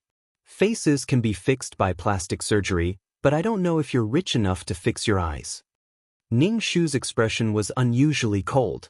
She stuck out her tongue and licked the blood on Haoxuan's face. "It tastes good," Ning Shu said with a smile. "Let's see who's more perverted." Min Haochu couldn't help but narrow his eyes and frown slightly. Mu Yeyao raised his foot and didn't continue to crush Yixiaodong's hand. Min Haochu looked at Ning Shu carefully. "Do you know what the consequences are if you do anything else? You really can't bear it. At worst, I'll die. What's there to be afraid of?" Ning Shu looked calm. "Die? You're too naive." Min Haochu smiled like a fox. "After what happened, do you think you can die quickly?" Ning Shu didn't care. "Even if I don't die a good death, it's good to drag you to hell with me," Ning Shu said as he moved the branch on Quan Haoxuan's face. "You've irritated me so much that I've turned evil. Anyway, no one will have a good life." Min Haochu's pupils shrank. He mocked and despised. How naive. There were more and more people on the field. Quan Haoxuan struggled hard to be kidnapped by so many people, but this woman was too strong. No matter how hard he struggled, he couldn't. "Be quiet." Ning Shu kicked Min Haochu's leg. Min Haochu immediately felt that his leg bones were about to crack. Ning Shu said gently to Yixiaodong, "Xiaodong, come to sister. Don't be afraid. Sister is here." Yixiaodong's face was covered in tears and snot. Under Ning Shu's comfort, he got up from the ground. Ning Shu walked over. Mu Yeyao wanted to kick Yixiaodong to death, but Min Haochu stopped him. Yixiaodong walked to Ning Shu's side and immediately pulled Ning Shu's clothes tightly. "Your brother is already there. Shouldn't you release Fang Haoxuan?" Min Haochu asked. Ning Shu smiled and said, "That won't do. If I let him go, we won't be able to live." "Don't tell me you think you'll have a good ending after doing something like this?" Mu Yeyao sneered. "Let him go, let's exchange a few blows." "Are you crazy? Who wants to exchange a few moves with you?" Ning Shu said bluntly. "Shang, let go of Master A." The principal came over with the school guards. When he saw the blood on Haoxuan's face, his expression immediately changed. "If you have anything to say, let go of me." The principal's voice changed. The young master of the O family had an accident in the school. He couldn't escape the responsibility. Moreover, this Yixiaodong was brought to the school by him. The O family had shares in the school, so the board of directors would definitely dismiss him from his position as the principal. As the principal, he was simply a sandwich biscuit. The principal was burning with anxiety. He regretted letting the siblings study in the school. "Shang, don't make things worse. Quickly let go of Master A." Principal Ning Shu shouted. Ning Shu said indifferently, "Principal, if I let go, I won't be able to live either." "No matter what, let go of Master O first." The principal anxiously shouted at Ning Shu. His eyebrows were filled with anxiety and regret. "Yixiaodong, let go of Haoxuan. I promise you'll be fine." Min Haochu and Ning Shu said. Ning Shu wrapped his arm around Haoxuan's neck and pulled him towards the school gate. Yixiaodong pulled Ning Shu's clothes and slowly retreated with Ning Shu. Haoxuan sneered. He was kidnapped by a woman. Moreover, it was a person they despised and insulted. They treated her as a plaything. Fu Haoxuan felt that his face was numb from the pain. He felt very hot. The wound was probably inflamed. Such a dirty branch had scratched his face, And the person holding the branch was someone who picked up things from the garbage dump every day. How dirty was her hand? Being close to the body behind him, Hao Xuan felt as if he was surrounded by feces. It was so disgusting. The first thing he did was to take a shower and disinfect it. Ning Shu planned to leave with Yi Xiaodong first. Staying here would only lead to death. Before they went far, they heard the siren. Ning Shu's expression changed. He tightened his arm and tightly wrapped it around Hao Xuan's neck. He held the branch against Hao Xuan's neck. Hao Xuan's neck was suddenly tightened by Ning Shu. He coughed twice with some difficulty breathing. The police car stopped at the school gate. The police got out of the car and surrounded them. Many snipers were looking for a suitable position to kill Ning Shu. See, I told you. The consequences are not something you can bear. Min Haochu shrugged his shoulders and spread his hands. They are the most elite snipers here. Every one of them is a sharpshooter. Sister, I'm scared. Yi Xiaodong cried in horror and tightly tugged at Ning Shu's clothes. Ning Shu comforted Yi Xiaodong. Xiaodong, don't be afraid. Sister will always be by your side. Ning Shu looked around and saw many black muzzles pointing at him. He felt as if the whole world was his enemy. No wonder Yi Xiaodong could only be bullied and did not dare to resist. The people who studied in this school gathered almost all the resources of the whole country and society. If a rich man lost a dog, it would be a big deal. No matter how many ordinary people died, it was nothing. That was the reality. Damn it. Ning Shu stared at the guns pointed at him. This mission was probably going to fail. Before he was killed, he had to drag someone down with him. He had to drag Hao Xuan down with him. He was going to die anyway. Ning Shu held the branch tightly and poked Hao Xuan's neck. Hao Xuan groaned in pain. How dare you? Hao Xuan was furious. Min Haochu stared at Ning Shu. He felt that there was something wrong with this woman. She seemed to be going all out. Let him go. Min Haochu said to Ning Shu. Otherwise, you won't be able to bear the consequences. Are you fucking retarded? Do you think I'll let you go just because you say so? If you let me go, I'll die. Even if I die, I'll drag this person down with me. I can't live anyway. Ning Shu rolled his eyes. Min Haochu and Mu Yao looked at each other. They both felt that this woman was crazy. It was hard to imagine that Yi Xiaodong would dare to do such a thing. If it was in the past, he would have been trembling in fear. No one can insult the O family's reputation. The O family's reputation is not something that can be tarnished by people like you. A middle-aged man walked over with a few security guards beside him. Seeing this middle-aged man, Hao Xuan was stunned. Useless thing. You are being threatened by such a lowly person. Hao Xuan's father's face was unusually cold. He turned to the principal and said indifferently, Principal Li, the management of the school is a bit loose. How can such a school have such a student? Chapter 966. Headmaster Li, who was being reprimanded, kept bowing and apologizing. He was determined not to let the siblings stay in the school. Find an opportunity to shoot them dead, Fu Haoxuan's father ordered coldly. Don't hurt my son. This was the confidence of the rich. Going against the rich was like hitting a rock with an egg. Although they had no regard for life and death, they had to seize the opportunity to live. Ning Shu hugged Fu Haoxuan's neck tightly. There were countless guns pointed at her head. They would blow her head off if they had the chance. Ning Shu made up her mind. At worst, she would fail the mission. Ning Shu pushed the branch deeper into Fu Haoxuan's neck. Blood flowed down the branch and dripped onto the ground. Hiss! Fu Haoxuan's face twitched in pain. Most importantly, the sharp object pierced into the skin of his neck. Fu Haoxuan was most afraid of bleeding to death from the main artery. Fu Haoxuan felt a chill and a strong murderous aura from the person behind him. Fu Haoxuan was a little scared. He was afraid of those who didn't care about their lives. Let go of me first. I promise you that I won't let these people hurt you, Fu Haoxuan said calmly. Fuck, do you think I'm a fool? Ning Shu sneered. Anyway, there's no place for me in this world. Even if I leave this school, I won't be able to live. I might as well drag you down with me. Fu Haoxuan pursed his lips tightly.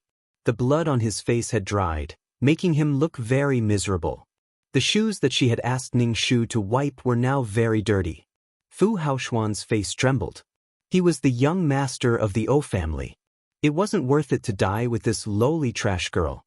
Regardless of whether Fu Haoxuan admitted it or not, he was born into a good family. He didn't have to worry about food and clothing for the rest of his life. He could live a life of being above others. He could live a fearless and carefree life. Fu Haoxuan couldn't bear to die. Then what do you want? Fu Haoxuan's father said with an ashen face. His gaze was focused on Ning Shu's hand that was holding the wooden stick. The hand holding the branch didn't even tremble. No matter how courageous a person was, it was impossible for them to not be nervous in such a situation. Moreover, there were so many guns pointing at them. Did this mean that the other party was not nervous at all?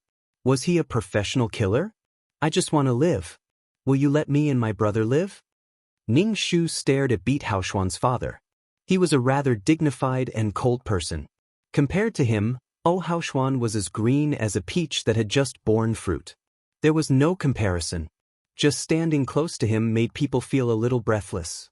I can let you live, Su Haoxuan's father said. Ning Shu said directly, I don't believe it. I don't believe a word of what capitalists say, Ning Shu said calmly. He wasn't happy about the promise of beating up Haoxuan's father at all. There were more and more cars at the school gate. Even Min Haochu and Mu Yao's families were alarmed. When Haoxuan's mother came over and saw that her son was covered in blood, she almost fainted. What's going on? Min Haochu's father asked. Min Haochu didn't expect that a cornered dog would jump over a wall and a cornered rabbit would bite. In the face of his father's interrogation, Min Haochu honestly said that he and his two best friends just felt that it was interesting to bully a person who was like a mouse. To put it bluntly, it was school violence. Min Haochu's father looked at Ning Shu, who was indifferent to life and death. When he heard his son say that he wanted this girl to eat shit and drink urine, he couldn't help but pat Min Haochu's head. What did I tell you? Don't underestimate anyone. Go home and copy the family rules 100 times, Min Haochu's father said with narrowed eyes. He also noticed this girl. She was too calm. They were all people who dominated the business world and had experienced too much scheming. It was inevitable that they would overthink and even imagine what Ning Shu's identity was. Min Haochu pursed his lips. They bullied people based on who they were dealing with. Yi Xiaotong didn't have any family background. She was also timid and weak. When she saw them, she was like a mouse that saw a cat. She couldn't stop trembling. Who would have thought that she would do such a bold thing? I think your life in school is too easy. That's why you caused such trouble for me. Mu Yao's father, who was wearing a military uniform and glossy black military boots, kicked Mu Yao. Mu Yao didn't dare to dodge and took the kick. Drag him back. Don't study anymore. Train well in the army. Mu Yao's father asked his men to drag Mu Yao away. Mu Yao was stuffed into the jeep listlessly. Mu Yao's father, Ning Shu, said, Let him go. Do you know that you are committing a crime now? Do you think you can vent your anger like this? Mu Yao's father pointed at Ning Shu. Don't be too naive. I'm not naive. I know what the law is about. Ning Shu said indifferently. Only equal people talk about the law.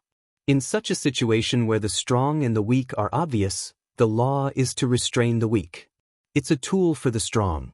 So, I know that I can't live, but to be able to drag someone who bullied me to death with me, I've earned it. Quan Haoxuan is much nobler than me. Ning Shu said with a smile as he looked at the green epaulette on Mu Yao's father's shoulder. I heard that you are a general. It's an honor to meet you. You protect the country, but your son bullies the weak. No matter what, I'm still considered a citizen of this country, Ning Shu said. Mu Yao's father said indifferently, My Mu family's glory was fought for by my Mu family.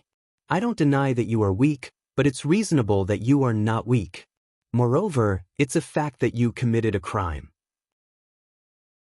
Ning Shu looked indifferent as if he didn't care about life and death. So, I don't plan to live.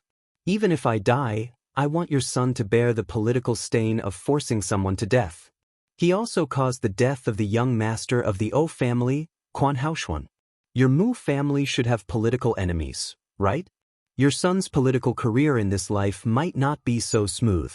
Mu Yao's father's face was cold as he looked at the surrounding reporters.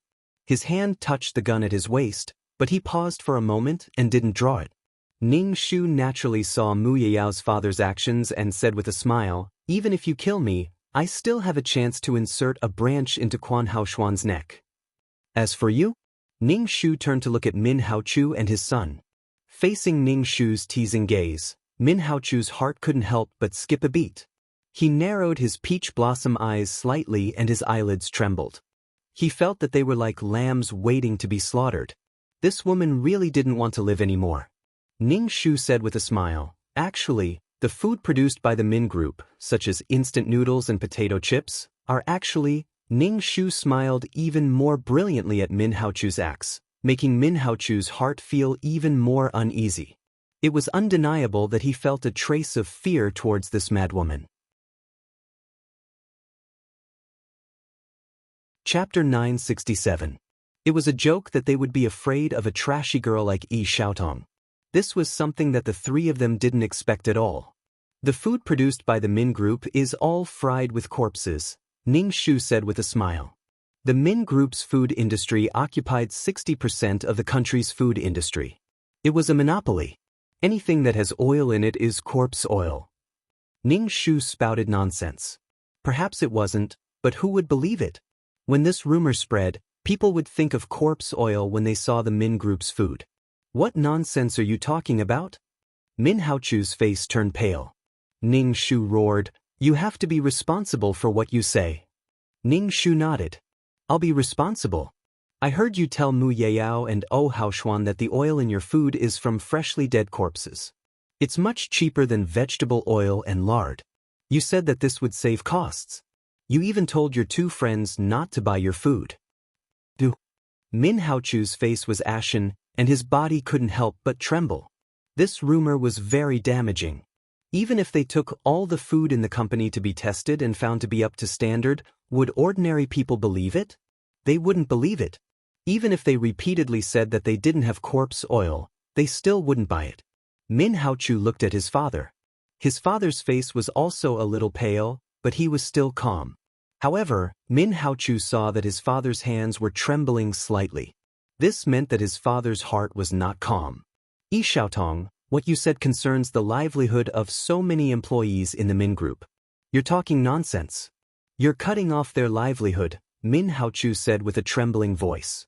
"Hey, could it be that only the Min family can afford to support people? If there's a fall, there's a rise. These employees can go to other food companies. Whoever leaves can't survive." Ning Shu smiled. "I'm not educated. Don't lie to me. If your company goes down, the food industry will bloom even more. If the monopoly industry collapsed, other small companies would have a chance to develop. Monopoly was abnormal, especially when food was not a technological product." Min Haochu's father took a deep look at Ning Shu before pulling Min Haochu's collar and dragging him away. "I've said it before. Don't underestimate anyone. No matter how small a nail is, it can still make someone bleed." Once they got into the car, Min Haochu's father roared at Min Haochu and slapped him across the face. Min Haochu's head was dizzy from the beating, and he almost fainted. His face was swollen at a speed visible to the naked eye. "You're just a person who likes to play tricks," Min Haochu's father said coldly. "The Min family will fall in your hands sooner or later. Have you thought about how many people will want to take advantage of us if this rumor spreads?" Min Haochu's father said coldly, "You juniors are living too comfortably. You've forgotten who you are." "Dad, what should we do now?" Min Haochu pursed his lips tightly. He didn't regret bullying Yi Xiaotong, but he regretted not getting rid of her earlier. With their family backgrounds, they could completely suppress the news of the two deaths. Who knew that Yi Xiaotong would have the courage to resist now? "What should we do?" "Call an emergency meeting," Min Haochu's father rubbed his forehead and said tiredly. His expression was not optimistic. After the father and son of the Min family left, the atmosphere was extremely solemn. Ning Shu had already given up on this mission, so he didn't have any worries. It was impossible for her to leave the campus alive today. These people wouldn't let her go. Sigh, she really didn't have any strength in her hands. It was like a mayfly trying to shake a tree or a mantis trying to stop a car. However, she had implicated Yi Xiaodong. If she didn't counterattack for Yi Xiaodong, someone else might counterattack for Yi Xiaodong. Let go of my son. I can give you whatever you want, Fu Haoxuan's mother cried and shouted at Ning Shu. She cried uncontrollably and looked extremely pitiful. Ning Shu's expression was cold. He directly ignored Fu Haoxuan's mother's words. Fu Haoxuan's face was pale. He seemed to have realized something. He felt as if he was stuck to a corpse and was extremely cold. Fu Haoxuan felt dizzy and his vision turned black. He didn't know if it was because of excessive blood loss or because of fear. His heart felt like it was about to jump out of his chest. In short, Fu Haoxuan felt very bad. There were so many people around, but at this moment, it was quiet. Everyone held their breaths. There was an aura of death slowly surging. Mu Yao's father narrowed his eyes. Rescuing the hostage is more important. As soon as Mu Yao finished speaking, a gunshot rang out. With a bang, hot blood splashed onto Ning Shu's face. With a plop, Yi Xiaodong, who was beside her, fell to the ground. Ning Shu didn't hesitate. He used all his strength and directly pierced the branch through Fu Haoxuan's neck. Then, with another bang, Ning Shu felt a bullet explode in his head. It was as if it had exploded in his soul. His soul felt as if it was being torn apart. It was as if his soul was going to be completely destroyed. The power of obliteration. Just as Ning Shu thought that he was going to be obliterated, a force protected Ning Shu's soul. Ning Shu returned to the system space. Ning Shu sat on the ground and covered his head. He felt as if his soul was being torn apart inch by inch. It made Ning Shu extremely painful. After 2 gunshots, the 3 men fell to the ground. Everyone was stunned. The sniper who fired the shot wanted to kill Yi Xiaodong so that Yi Xiaotong would be distracted and kill her. However, he didn't expect to kill Fu Haoxuan before he died. Haoxuan. Fu Haoxuan's mother saw her son's eyes widen. His neck was pierced by a branch and blood splattered. His body twitched twice and stopped moving. Fu Haoxuan's mother screamed twice and fainted. Mu Yao's father was stunned. He had never seen such a person. He really wanted to drag someone down with him even after he died. Other than the dead Fu Haoxuan, the living Mu Yao and Min Haochu were surrounded by public opinion. Colonel Mu, my son is still in the hands of the criminals. Why did you give the order to shoot? Fu Haoxuan's father questioned Mu Yao's father with a livid face. I didn't expect this to happen, Mu Yao's father said helplessly. What we need to do now is to erase the impact of this matter. This matter is a blow to all 3 of our families. But my son is dead. The children of the Mu family and the Min family are still alive, Fu Haoxuan's father said in a deep voice. His eyes were watery. I must have an explanation for this matter. My son is dead. He was killed by the criminals. I will give you an explanation for this matter. I didn't give the order to shoot.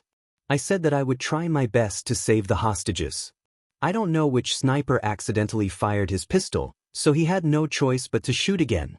I will find that sniper and give you an explanation, Mu Yao's father said. Chapter 968.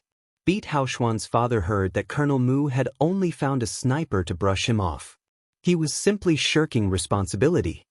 His face darkened as he watched his son being carried onto a stretcher and covered with a white cloth. Beat Haoxuan's father wiped his face deeply. The murderer was already dead.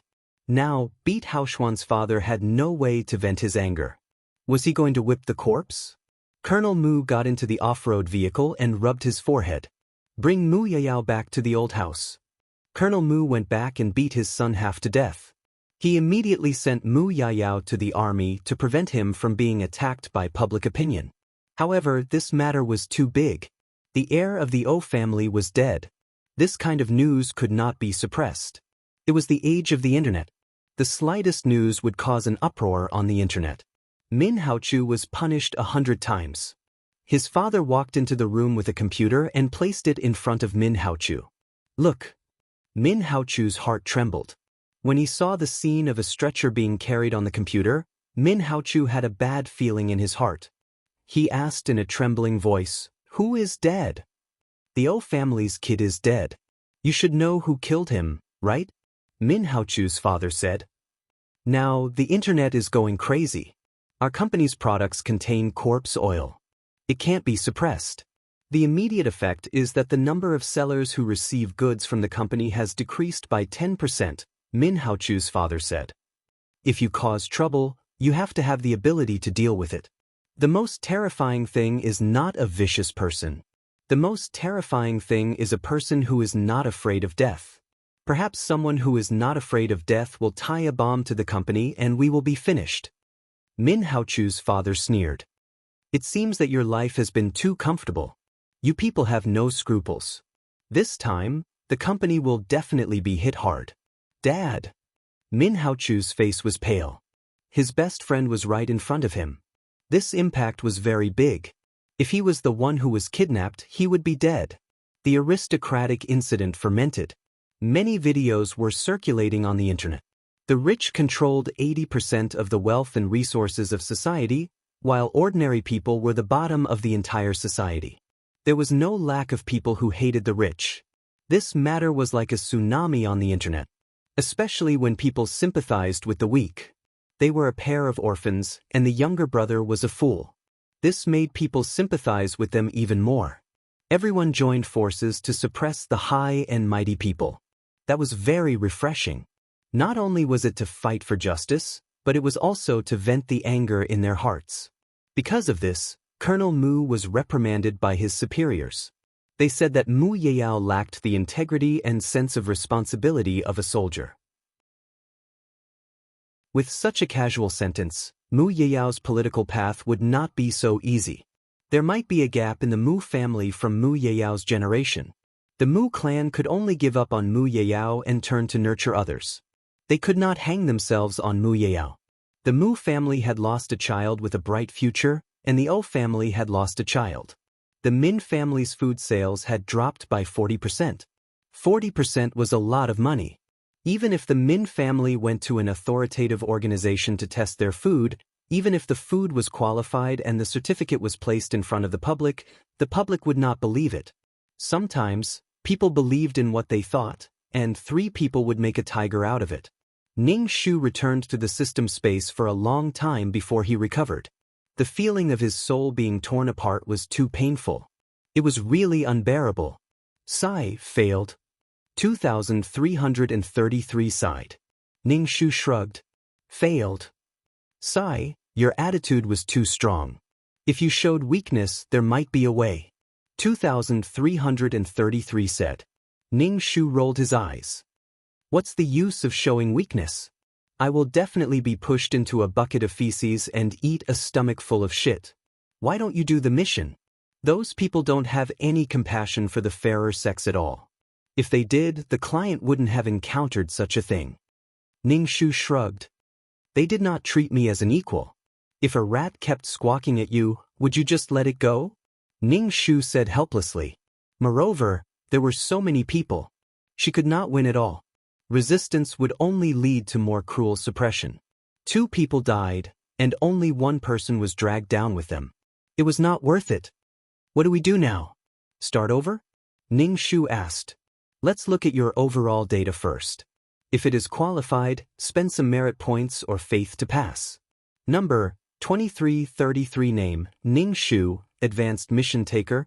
Age, 27 Endurance, 80 Reflexes, 60 Dexterity, 70 Intelligence, 60 Force, 90 Charm, 10 Aptitude, 70 Spirit, 80 Overall Average Score, 65, TSK, 65 points, barely passing.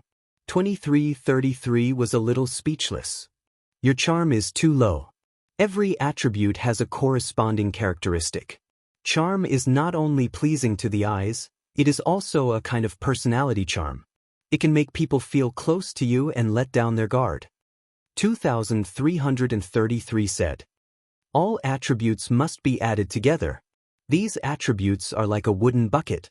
The existence of a shortcoming determines how much water it can hold. No matter how high it is useless. I know. Next time, he would squeeze some attribute points into charm. This score is based on my performance in this mission? Ningshu asked. Yes, this score is based on your performance in this mission. 2333 said. Every special mission is a comprehensive assessment of a mission taker's potential. It uses the most direct data to reflect the potential of the mission taker. Data can represent a person's potential? Sometimes there are more variables. Ningshu did not take this data to heart. Just like a person's score on a test paper, it does not represent a person's life. Do you want to start the special mission again, or do you want to spend some faith? 2333 asked. Ningshu's face was tangled. I just want to ask how difficult the last mission was. Why do I feel like it was so damn difficult? It was like standing on the top of the Forbidden City, shouting, "Come and kill me, kill me, kill me." 2333 was silent for a moment. Level SSS 3S. Ningshu. It is said that this is a random mission. I did not expect you to get this level of mission. 2333 said with a helpless tone. It is probably because your luck is too low. But I always add points to my luck. Ningshu felt wronged. Did she feed all her attribute points to dogs? But your luck is not at the level of being lucky. 2333 advised Ningshu. Some people are just so unlucky. Whatever they do, they are always angry at themselves. Just add more attribute points in the future.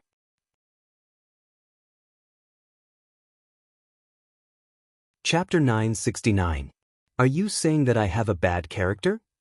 Ningshu said expressionlessly, then why do I always encounter so many things that make people despair? If people can live well and have a little bit of hope, they won't give up their soul power to counterattack. Do you think people are willing to counterattack? Not only do they have to occupy the body, but they also have to collect the soul power. If the mission is too difficult and drags on for too long, they will be old when they come back. Unless you have no choice, you will be willing to counterattack. And it's not like you can just give up your soul to counterattack. 2333 chattered. Ningshu's head was full of, people. Are you going to start the special mission again? 2333 didn't want to discuss with Ningshu about his character, so he changed the topic. Ningshu was in a dilemma. What if he got a harder mission again? It would be a bit embarrassing if he didn't pass the second test. However, if he had to use faith power, Ningshu's heart would ache. Not only that, but his whole body was aching. If I use faith power, how much will it cost? Ningshu asked 2333. 5,000 faith power. 2333 said, it shouldn't be so little, but your overall score is good. It shouldn't be so little. Was 5,000 too little? Ningshu took a deep breath and thought that maybe he would get a simpler mission this time. Then, he wouldn't have to waste 5,000 faith power. She had done so many missions and only had a few thousand faith power. Once she used up the 5,000 faith power, she would basically lose it. After working so hard for so long, she had to go back to square one. She couldn't accept it. If it was 5 million points, Ningshu would definitely be willing to give it up. There were points in every world as long as the mission was completed. However, points and merits were too hard to come by. Ningshu couldn't help but scratch his head and asked 2333, what do you think I should choose? Don't ask me. I don't know. 2333 refused to answer directly. He was afraid that he would be blamed for everything in the future. Then what's the use of you? Ningshu squinted. Yes, I'm trash. 2333 admitted that he was trash. Ningshu clicked his tongue twice. Use faith power. She now had a steady income of faith power but no merit. You sure? 2333 asked. Sure. Are you sure you want to use 5,000 faith to cancel out the special trial quest? 2333 asked. I am sure, Ningshu said weakly. Then I'll deduct 5,000 faith power. Fuck, can you stop talking? If you keep talking, I want to go back on my word. Ningshu wanted to cry, but no tears came out. I'm sure. Just do it. Don't remind me to do it. 2333. What a violent temper. From now on, you are a high-level quest taker. Congratulations. 2333 Ning Shu said. Ning Shu smiled. Same to you. Then I'll ask what the requirements are to become a high-level quest taker. From now on, I'm going to be a high-level quest taker. Ning Shu said with a smile. To become a high-level quest taker, you need 100 million points, 50,000 faith power, and 60,000 merit points. Once you meet the requirements, you can level up. When Ning Shu heard this, he was completely dumbfounded. He plopped down on the carpet and dug his ears. How much power of faith did you say? How many merit points? How many points? Cough, listen carefully. 100 million points, 50,000 faith power, and 40,000 merit points, 2333 said. Ning Shu smiled. I don't think it makes sense. Is it because I failed the special mission that the numbers doubled? Otherwise, why would there be 50,000 faith power and 40,000 merit points? Ning Shu roared. Ning Shu's heart was filled with hee-hee, followed by countless grass mud horses. Everyone has the same numbers, 2333 said. Do you think it's so easy to become a high-level quest taker? Many quest takers have to do missions for countless years to become a high-level quest taker. Besides, it doesn't mean that you can become a high-level quest taker just because you meet the requirements. There's still 100 million points. Ning Shu lowered his head and counted with his fingers.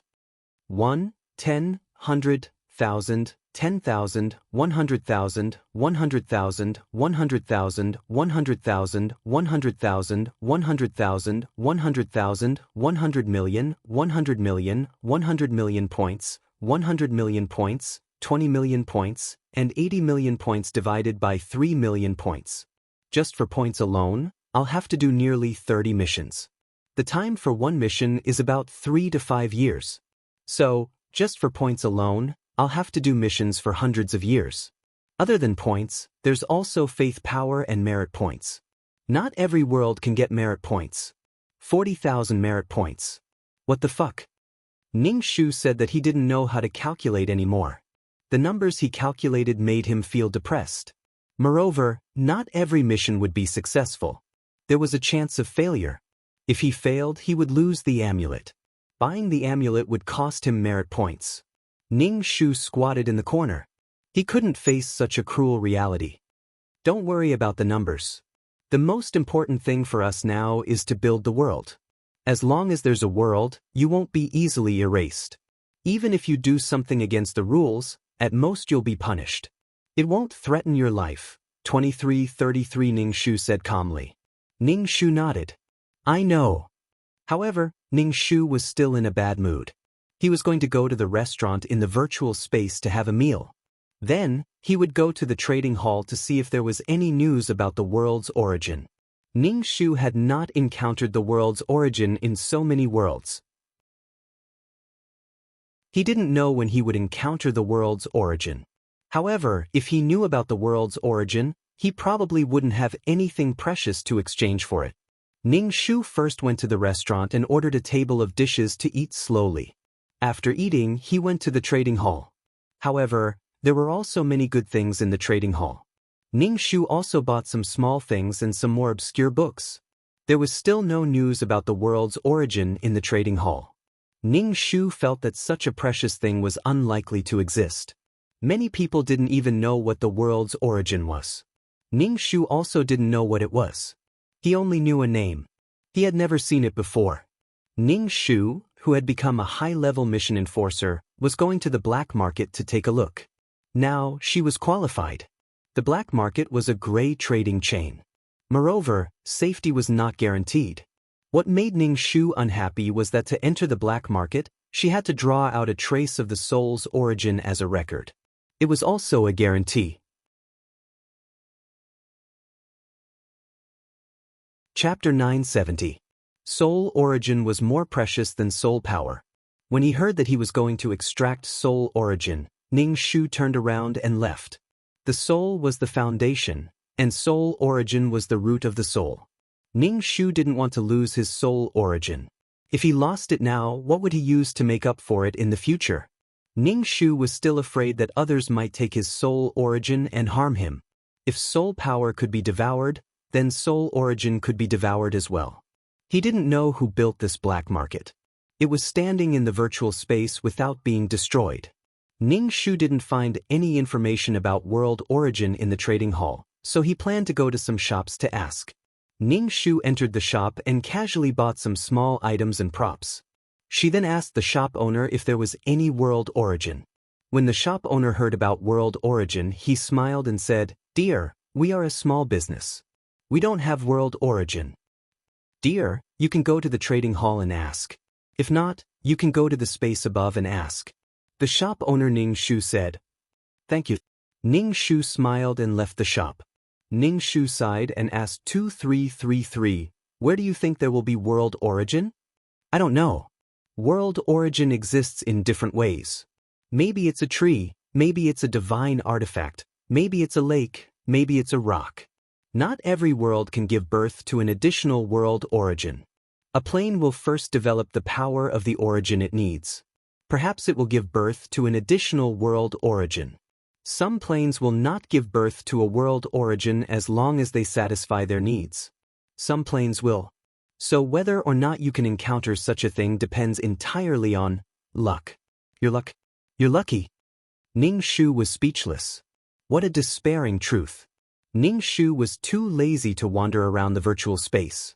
If he had the time, he might as well go back and cultivate. Wait, Ning Shu suddenly thought of something. Now that she had become a high-level taskmaster, the missions would become more and more difficult. She had to find a way to make herself more calm and complete the missions. Previously, Ning Shu felt that the calm aura was useless. But as his soul grew stronger, the calm aura seemed to be useless. During the mission, there were times when Ning Shu could not control his emotions, and he would recite the clear heart mantra. Ning Shu turned around and returned to the shop. He wanted to see if there were any tools that could calm people down. Ning Shu checked the props, and the shop owner recommended one to Ning Shu. "This is a calming pill." "Ning Shu, why did it have such a name?" The heart calming pill was a bead the size of a Buddhist prayer bead. It emitted a smell that calmed one's heart, like the smell of mint. "What's the deal?" Ning Shu asked. 50 merit points. The shop owner opened his hand. "It's too expensive." Why were they exchanging for everything with merit points? Could they exchange for points instead? What if I use points? Ning Shu asked. 10 million, the shop owner said. Ning Shu, what the hell? What a huge ratio. 500,000 to 1. Points were so worthless. Little girl, the better props are all exchanged with faith and merit points. Moreover, props exchanged with merit and faith will always belong to you. Even if you participate in special missions, tests, and trials, they will not be taken away. Things like points, which can be obtained easily, are of course worthless. Moreover, props exchanged with points can be taken back by the exchange system at any time. Ning Shu hammered his chest. He was really frustrated. It's too expensive. Give me a discount. Ning Shu bargained. The shop owner did not give Ning Shu a discount. He only gave Ning Shu a small gift. Ning Shu still made the deal. He needed this item. Ning Shu took the heart-calming pill. He immediately felt a cool aura flow into his soul, making him feel refreshed. 50 merit points was worth it. It was more useful than the calming aura. Ning Shu returned to the system space. With the heart-calming pill, he did not need the calming aura anymore. It was a waste. The exchange system store can take these items back. 2333 said. Ning Shu raised an eyebrow. She felt that 2333 was really considerate. It was so considerate that she felt a little creeped out. He answered every question. This was not 2333. One who is unaccountably solicitous is hiding evil intentions. Ning Shu opened the exchange system store and sold the calming aura. Of course, the price was not high. Don't even mention how much it was cheated. Let's start the mission. Let's see who the client is. Ning Shu said. 2333 replied. Let's do the system quest this time. So this was what he was waiting for. Ning Shu nodded. Then let's do the system quest. A woman slowly appeared in the system space. This woman was wearing a gorgeous palace dress. The dress was embroidered with a soaring phoenix. The phoenix was vivid and lifelike. The golden thread swayed with the dress, emitting a glow. It was as if the phoenix was about to fly. She was so elegant that people did not dare to look at her directly. Ning Shu saw the palace dress. It was the empress. Finally, there was someone with a higher status. Ning Shu straightened his back. This consort needs to counterattack. Fu Wanhui stood there elegantly. Her posture was graceful and elegant. Ning Shu nodded. Sure. What is your wish? My wish is for concubine Xian to die. Make her disappear. Fu Wanhui's voice was a little gloomy. You are the empress. It should be easy for you to make a concubine disappear. Ning Shu raised an eyebrow. He understood that this concubine Xian probably had a system that favored concubines. Fu Wanhui frowned. Her expression was bitter. Am I so useless as the empress? I can't even get a concubine. Instead, I asked the emperor to disperse the harem and be with her for the rest of his life. Ning Shu was speechless. Actually, it was a touching love story. Then what about the emperor's concubines? Ning Shu asked. Well, concubine Xian said that she was a kind person. She couldn't bear to see us alone in the harem, so she sent us back to our families. Fu Wanhui said bitterly. Ning Shu was speechless. The emperor divorced his official wife along with all his concubines and sent them home? How could the minister agree? So my wish is for concubine Xian to disappear. Fu Wanhui's soul trembled as she spoke. Ning Shu nodded. She had to accept this mission. 2333 had been nagging her for a long time. Counterattacking requires you to give up your soul power. Are you sure? Ning Shu asked. I'm willing to give up 50% of my soul power. Fu Wanhui said. I'll accept this mission. Fu Wanhui gradually disappeared from the system space. Ning Shu decided to accept the plot first. If something happened and he could not accept the plot, he would be confused. Fu Wanhui was of noble status. She was the empress of the Great Qin dynasty, the daughter of the Grand Preceptor. When she was of marriageable age, she married Zhao Su, who was still a prince.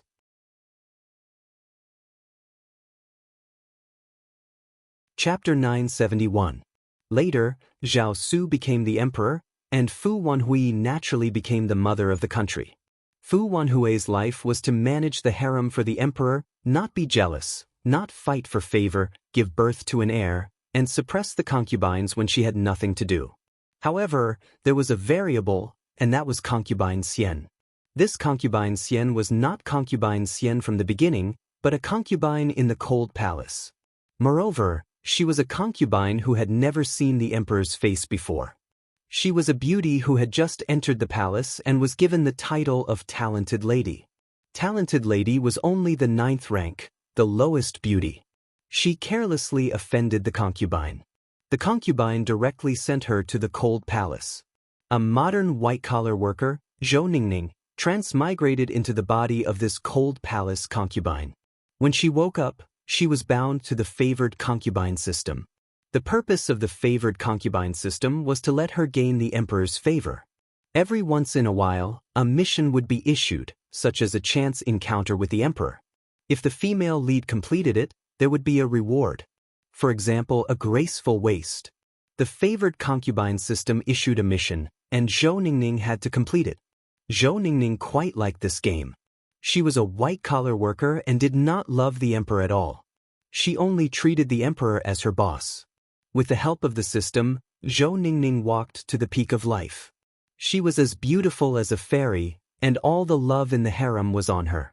The emperor was deeply in love with her, and because of this, he divorced his wife and a large number of concubines. Some of the women who were sent home directly hanged themselves, losing their reputation and dragging down their families. The most awkward one was Fu Wanhui, the wife. It could be said that she was the first mother of the country to be divorced in the Qin dynasty. The history books did not know how to write about her. Ning Shu, who had accepted the plot, said that lust blinded one's mind. People who met love were all brainless, and their brains were like decorations. Didn't the ministers object? They were probably all suppressed by Zhao Su. Ning Shu said, "This is the favored concubine system you mentioned, right? Or is it like the star system, and wait until the system leaves the host to seize it?" "Yes, Ning Shu, do your best." 2333 cheered Ning Shu on. Ning Shu rolled his eyes. 2333 was so attentive because it concerned his own interests. "Enter the mission," Ning Shu said. "Okay." Ning Shu's head spun for a moment as his soul fused with his body. Then he heard a woman's clear voice. "Your Majesty the Empress, it's not that this concubine is talking about that little talented girl. She didn't even go through a proper bedtime ceremony before climbing onto the dragon bed. She doesn't even place your Majesty in her eyes." Ning Shu opened her eyes and supported her forehead with her hand. Her hand was a little sore. Ning Shu looked at the concubine who had spoken. It was Consort Zhuang. Consort Zhuang had a flamboyant personality. The colors of her clothes were very bright and moving. She was complaining to him now because it was the noble consort who had banished Zhou Kainu to the cold palace. Now that Zhou Ningning was serving her, the noble consort had gained another enemy. Now, she was rushing to complain to Ning Shu. Ning Shu moved his arm and said, "It doesn't matter if your Majesty likes it. The women in the imperial harem are all prepared for your Majesty. The formality is not important." "Your Highness." Consort Zhuang twisted her handkerchief and said unhappily, "Everyone follows the rules. She's just a 9th-level talented girl. If she ignores the rules like this, what will the other sisters think?" She ran straight to the imperial garden and talked to your Majesty. Then at night, she climbed onto your Majesty's dragon bed. If everyone did this, wouldn't the imperial harem be a mess? Your Majesty the Empress, you mustn't indulge her bad habits. Consort Zhuang's face was filled with disgust. Ning Shu picked up her teacup and drank some water. She had entered a little late. If she had entered earlier, she would have directly dealt with Zhou Kainu in the cold palace and killed her in the cradle. But now, Zhao Su and Zhou Ningning had a substantial relationship. Zhao Su had already noticed Zhou Ningning. In any case, Zhou Ningning was a walking aphrodisiac. Once touched, it was impossible to stop. "Your Highness." Consort Zhuang saw that Ning Shu was lost in thought and couldn't help but shout, "Your Highness, you are the master of the imperial harem. You should set the rules." "All right, I'm thirsty from talking. Go back and make some tea to cool down." Ning Shu put down her teacup and said calmly, "Zhou Kainu is already attending to your Majesty. But your Highness, her actions are breaking the rules." Consort Zhuang was dissatisfied.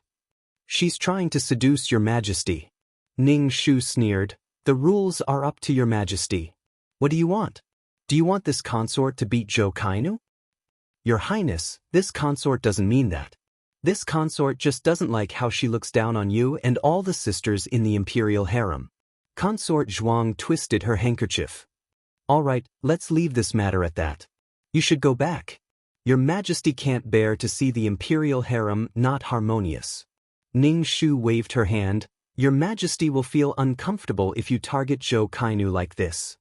Consort Zhuang's expression changed. She stood up and bowed to Ning Shu. This consort didn't deliberately target Zhou Kainu. This consort is just stating the facts. Zhou Kainu really doesn't know the rules. Entering the palace means entering the cold palace. If she says that to your Majesty, she won't have the opportunity to learn etiquette in the cold palace. When the time comes, your Majesty will ask her how she entered the cold palace. Ning Shu raised her eyebrows and looked at Consort Zhuang. Zhou Kainu entered the cold palace because of Consort Zhuang. Before, Zhao Su had never seen Zhou Kainu. He didn't care about a talented girl. But now, the situation was different. He was interested in new women. If Consort Zhuang still targeted Zhou Kainu, she would definitely be punished. Consort Zhuang was so patient.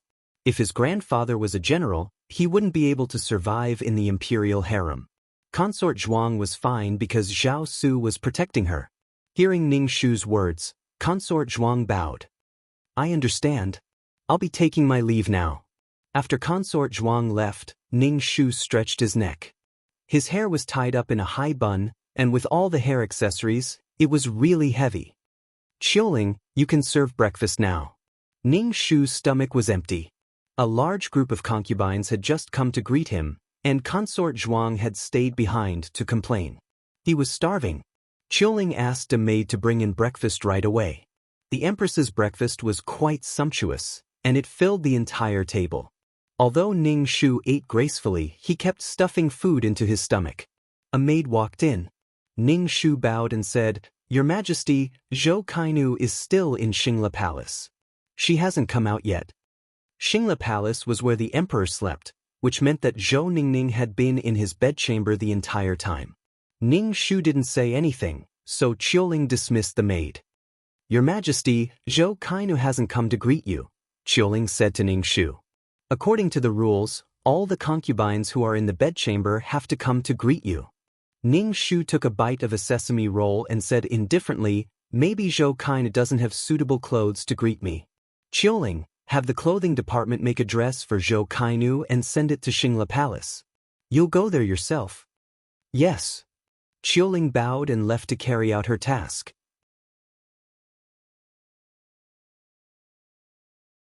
Chapter 972. In Xingla Palace, Zhou Ningning and Zhou Kainv were lying on the large dragon bed. Their eyes were wide open as they looked at the complicated patterns on the top of the bed. Zhou Ningning let out a sigh of relief. She had finally completed the task of serving the emperor in bed. Not only did she complete the task of serving him in bed, she also had to sleep on the dragon bed for the night. Zhou Ningning still had basic knowledge. Imperial concubines had to be carried back after serving him in bed. After fighting with the emperor's boss for half the night, Zhou Ningning pretended that she was exhausted. She didn't need to pretend to be tired. Zhou Ningning buried herself in Zhao Su's neck and fell asleep. The emperor was probably satisfied with her serving him in bed. He actually allowed her to sleep on the dragon bed. Zhou Kainv wanted to get up, but she was completely naked. She could only lie on the bed. Congratulations on completing the task of serving him in bed. Reward, orchid breath. The system's voice sounded in Zhou Ningning's mind. Zhou Kainv was happy. She had obtained another skill. Zhou Kainv put her hand in front of her mouth and breathed in. The breath that came out of her mouth smelled very good. It wasn't strong, but it was very elegant. There was a faint fragrance, like orchid in a secluded valley. Previously, she had obtained the skin of congealed fat, which made her instantly pale several shades. Her skin was flawless, making the emperor love her body so much that he couldn't bear to part with it. Now she had obtained orchid breath. Suddenly, she heard the door creak open. Zhou Kainv immediately closed her eyes. She felt someone walk to her bedside. Still pretending to be asleep? Your eyes are rolling around nonstop. A low and magnetic voice sounded. Zhou Kainv slowly opened her eyes. She saw Zhao Su, who had just left court. He was wearing a dragon robe and a crown. Zhao Su's face was like jade. He had an extraordinary aura. There weren't many ugly people in the imperial family. When Zhou Kainv saw Zhao Su, she sighed in her heart. This emperor's boss was countless times better than those big-bellied bosses in the company. She wouldn't lose out even if she slept with him. You're stunned. Zhao Su raised his handsome eyebrows and looked at the woman on the bed through the beaded curtain. Who gave you the courage to look directly at my face? Your Majesty. Zhou Kainv quickly sat up. The blanket in front of her chest slid down, revealing her mottled breasts.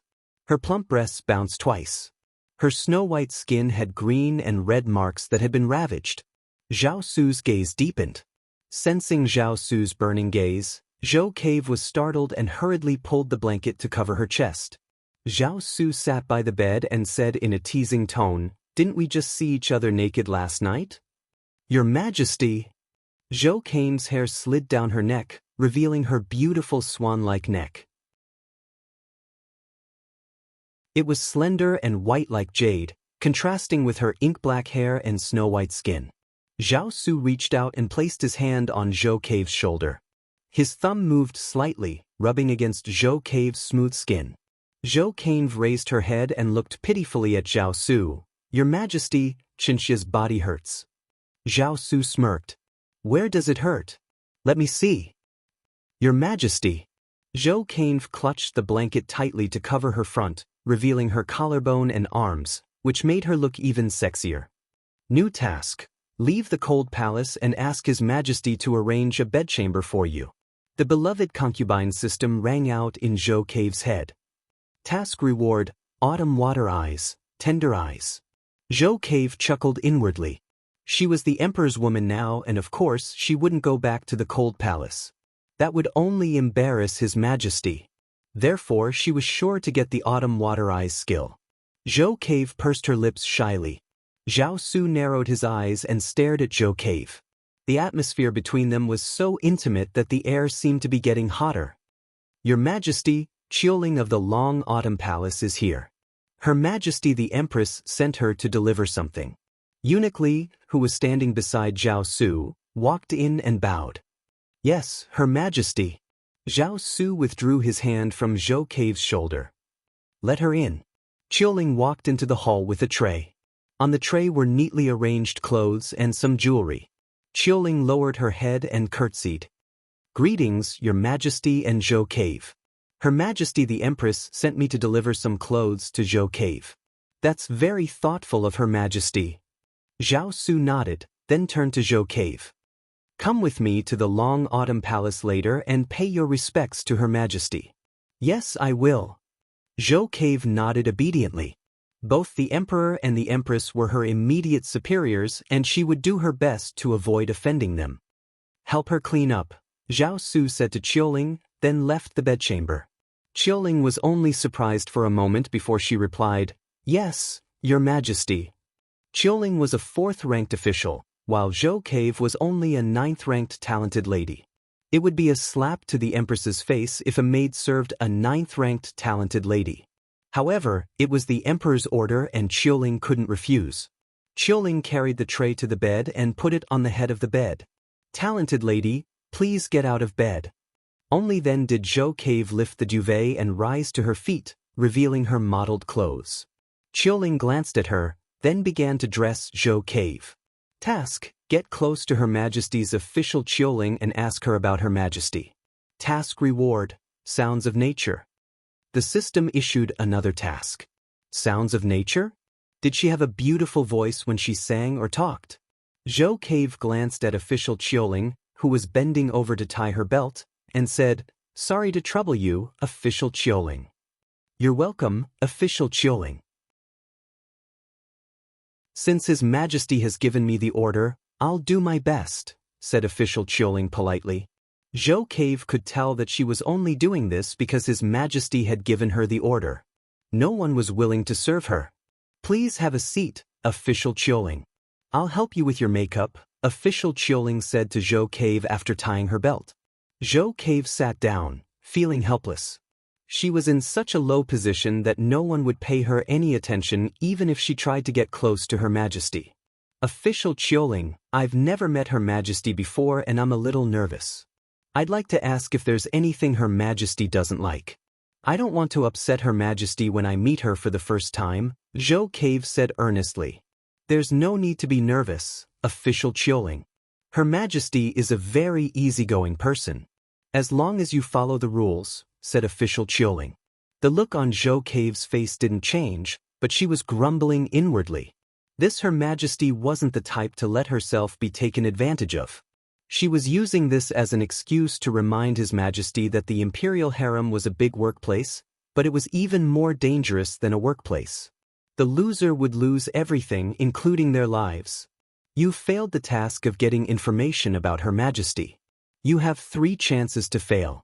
If you exceed 3 chances, you'll be punished if you fail to complete the task seriously. The system's mechanical voice rang out.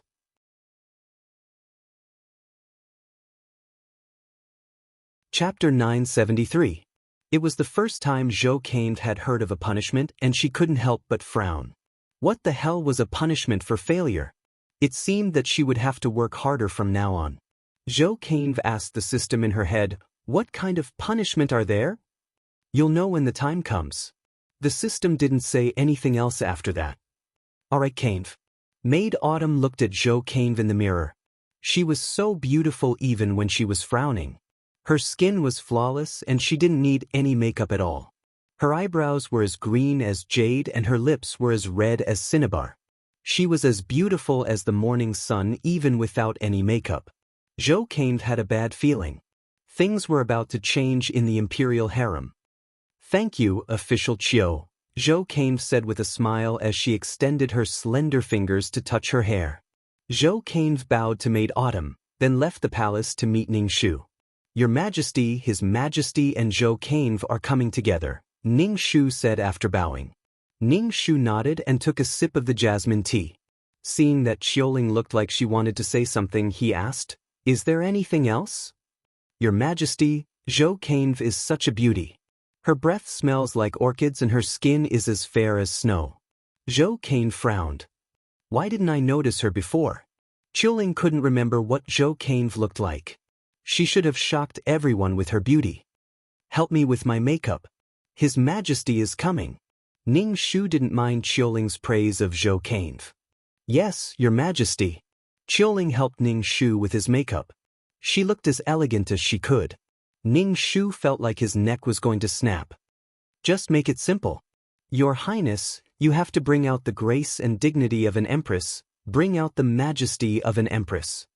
Official Chiu said as she continued to put Ning Shu's hair into a bun. Ning Shu raised his hand to stop her. That's not necessary. Just make it simple. His Majesty is the Empress. I don't need to be so dignified in front of him. That was so heavy. Official Autumn could only help Ning Shu freshen up again. Just behave properly, Ning Shu said. She didn't lose the etiquette of an empress, but didn't appear too solemn. His Majesty has arrived. Outside the long autumn palace, the sharp voice of a eunuch rang out. Ning Shu stood up and walked to the door to greet Zhao Su. Zhao Su was wearing casual clothes, but they were also carefully tailored, which made Zhao Su look noble and handsome, full of the majesty of an emperor. Zhou Canve, who was sitting next to Zhao Su, was just as Qiuling had said. Her skin was so fair that it was almost translucent. She looked stunning in any dress, even if she was wrapped in a curtain. When Zhou Canve and Zhao Su stood together, they looked like an immortal couple. Qinxia pays respects to Your Majesty. Ning Shu bowed to Zhao Su.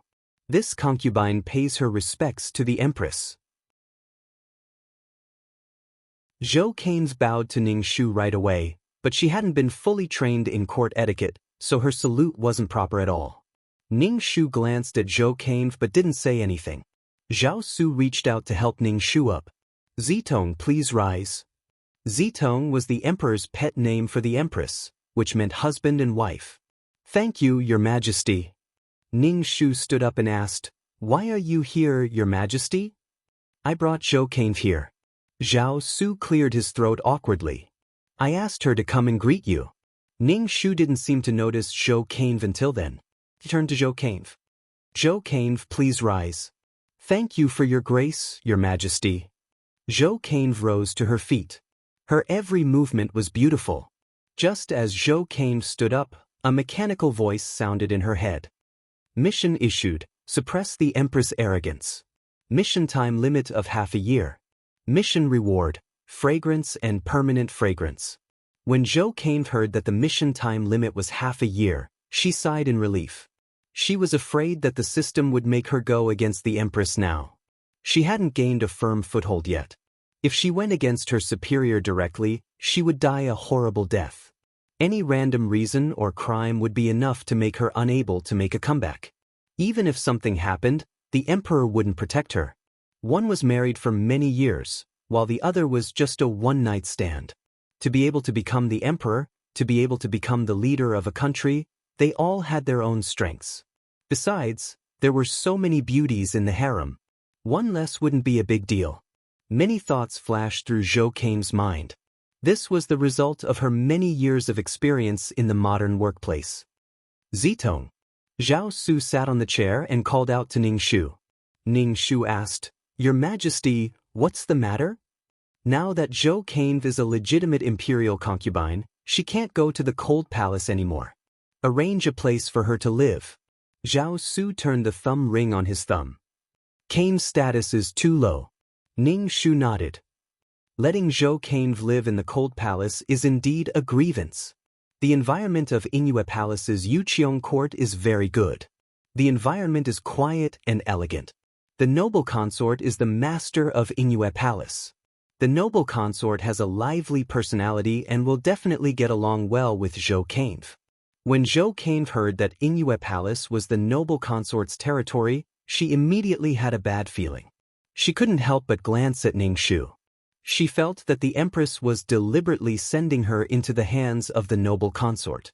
After all, it was the noble consort who banished this body to the cold palace. Zhou Cain wanted to refuse, but seeing the satisfaction on Zhao Su's face, it was obvious that he was satisfied with this arrangement. Zhou Cain could only keep her mouth shut. When she didn't have any power, she could only accept it and slowly figure it out in the future. So what if it was the noble consort? When the time came, they could slowly deal with each other. Zhou Cain has already served the Empress. It is time for her to be promoted. She is now a 9th-level talented lady. How about she be promoted to an 8th-level consort? Ning Shu kept a smile on his face as he spoke to Zhao Su. Zhao Su glanced at the picturesque and elegant Zhou Cain standing there. He pursed his lips and said, "The consort selection is a bit low. What position does the emperor think she should be promoted?" The smile on Ning Shu's face faded a bit. This old lady is in a bad mood right now. Zhao Su naturally saw Ning Shu's expression and said, "How about this? Xiaoyi of the 7th-level consort. Qinxie will listen to the emperor." Ning Shu turned his head to look at Zhou Cain. "No, she should be called Zhou Xiaoyi now." He faintly said, "Why aren't you thanking the emperor for his grace? Everyone else was promoted 1 rank at a time, but you were promoted by 2 ranks. In the future, you must properly serve the emperor." Zhou Xiaoyi immediately bowed. "Qinxie thanks the emperor for his grace. Qinxie thanks the empress for her grace. Promotion. Reward. Weeping Pear Blossom skill." The beloved consort system's voice rang out. Zhou Xiaoyi's heart leaped with joy. She didn't think that there would be a reward for her promotion. Weeping Pear Blossom skill made her look so lovely and lovely. Issued a quest. If you are promoted within 2 months, you will be rewarded with the Supreme Grade Masterpiece, Dragon Ball.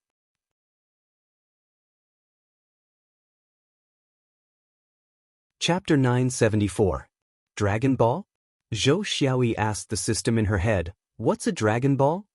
"It's a narrow jade door, a long chamber, and a low position," the system explained. "Men will be infatuated with it." Zhou Xiaoyi blushed a little at those words and made up her mind to get it. Sex was everything between a man and a woman. "Zidong, I'll be here for lunch." Zhao Su patted Ning Shu's hands on his lap. "I'm going to take care of business now." "See you off, Your Majesty." Ning Shu rose to his feet and curtsied, snickering inwardly. He had insulted her just then and now she was going to make up for it with a meal. Ning Shu wanted to say, get lost, don't come. Come over and pick up your chopsticks to eat, but she would be busy for a while. After Zhao Su left, Ning Shu and Zhou Xiaoyi were the only ones left in the hall. Ning Shu looked Zhou Xiaoyi up and down and found her to be more and more beautiful. Her skin was so perfect that it was flawless. Her skin was like fine white jade, with a faint healthy flush. Her complexion was extremely good. Zhou Xiaoyi was a little uneasy under Ning Shu's gaze. After all, she was only a 7th-ranked concubine and was a little intimidated by the Empress. "Qiuling, send Zhou Xiaoyi to Ingyue Palace and ask Lady Zhuang to take good care of her."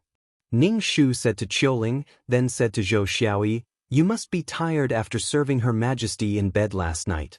Go back and get some rest." "Thank you for your kindness, Your Majesty."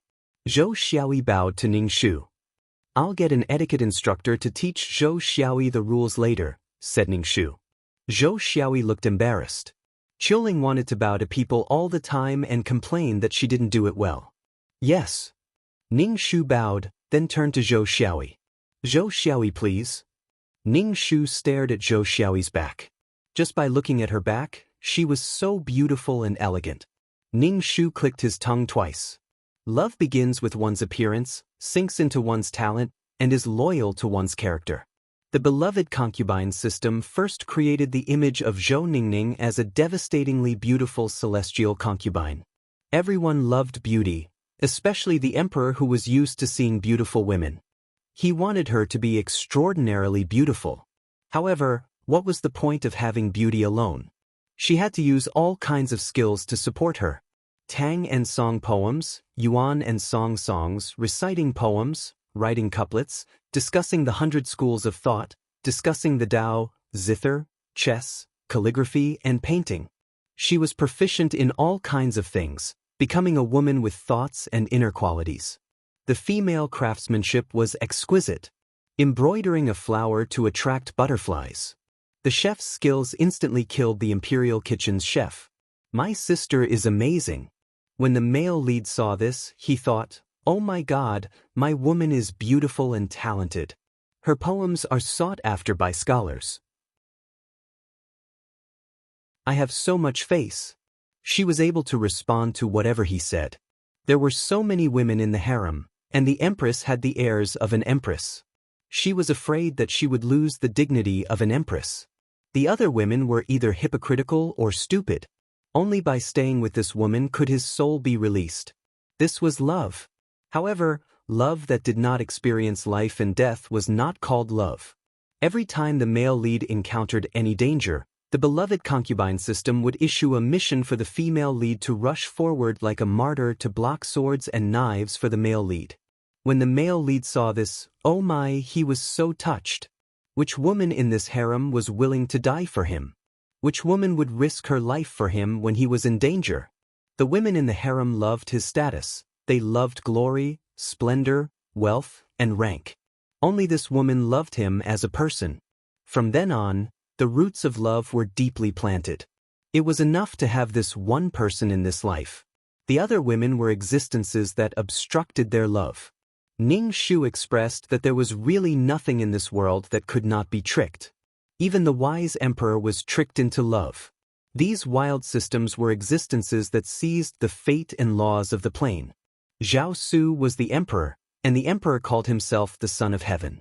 He had both fate and the fate of the nation. As the emperor's women, the women in the harem more or less all had fate on them. Otherwise, they would not have been able to become the emperor's women. This beloved concubine system was to create the female lead into a perfect woman in the eyes of men. It was tailor-made for men's taste. It defeated all the women in the harem and concentrated the fate on the female lead. It even seized the emperor's fate and the nation's fate. Although Zhou Xiaoyi was endlessly beautiful and loved by all, she was just a marionette, a slave of the beloved concubine system. However, Zhou Xiaoyi was happy because she had received all kinds of glory and wealth. She had even made an emperor fall in love with her and disperse the harem for her. Your Highness, this servant has already sent Zhou Xiaoyi to Yingyue Palace and told Lady Zhuang to take good care of Zhou Xiaoyi. I also asked Nanny Cheng to teach Zhou Xiaoyi. Qiuling returned and reported to Ning Shu. Ning Shu nodded. Good. With Lady Zhuang's bad temper, she would definitely make things difficult for Zhou Xiaoyi. This Nanny Cheng was an old maid from the time of the late emperor. She was rigid and strict, and as she got older, her temper became even more eccentric. She would definitely make Zhou Xiaoyi suffer. This beloved concubine system kept giving the female lead tasks. Once they were completed, the female lead would be given skills. As a result, the female lead became an all-round and perfect woman. What he needed to do now was to reduce Zhao Su's contact with Zhou Xiaoyi. Once he did, many tasks would be triggered. The more tasks Zhou Xiaoyi completed, the more skills Zhou Xiaoyi would gain. If Zhou Xiaoyi failed too many times and failed to make the emperor fall in love with her, the beloved concubine system would abandon this slave and look for a new host. What Ning Shu needed to do was to have 2,333 destroy the beloved concubine system the moment it left Zhou Xiaoyi. Your Highness, His Majesty said he would come for lunch at noon. Shall I give the order now? Qiuling asked Ning Shu. Ning Shu nodded, then said to Qiuling, "Give mother a message." "Yes, your highness." Qiuling bowed and left the palace. Fu Wanhui's father was the grand tutor and Fu Wanhui was the only daughter in the family. Her parents had her when they were old and doted on her very much. Fu Wanhui had been married to Zhao Su for several years, but she didn't have any children. Ning Shu felt the pulse of this body and found that she was healthy. At noon, Zhao Su came over for lunch and set a table full of dishes. Seeing that Ning Shu was eating with his head down, Zhao Su put some food in Ning Shu's bowl. "Zitong, you've worked hard in the imperial harem. It's not hard at all. It's just that I've never had a child for His Majesty." "I'm ashamed," said Ning Shu. "It's fate. There's no hurry. Zitong and I are still young," said Zhao Su casually. Ning Shu didn't know if Zhao Su really didn't care or if he was just pretending. Was he really not worried at all? There were very few children in the imperial harem and Concubine Da was the only one who had a princess. Ning Shu didn't care. It wasn't like she was the one who gave birth to the princess. After lunch, Zhao Su chatted with Ning Shu for a while, then left after saying that he had some work to do.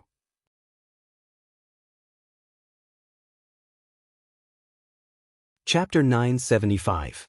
After Zhao Su left, Ning Shu went to rest on the bed in the side hall. He did not allow any palace maids to enter. He sat cross-legged on the bed and began to cultivate. No matter what, he had to have the ability to protect himself. In ancient times, there was abundant spiritual energy. After Ning Shu cultivated for a while, a trace of energy appeared in his dantian. Then he let the energy slowly strengthen his body. To be honest, Zhao Su was very satisfied with Zhou Xiaoyi's body. However, he had just pampered her last night and could not continue.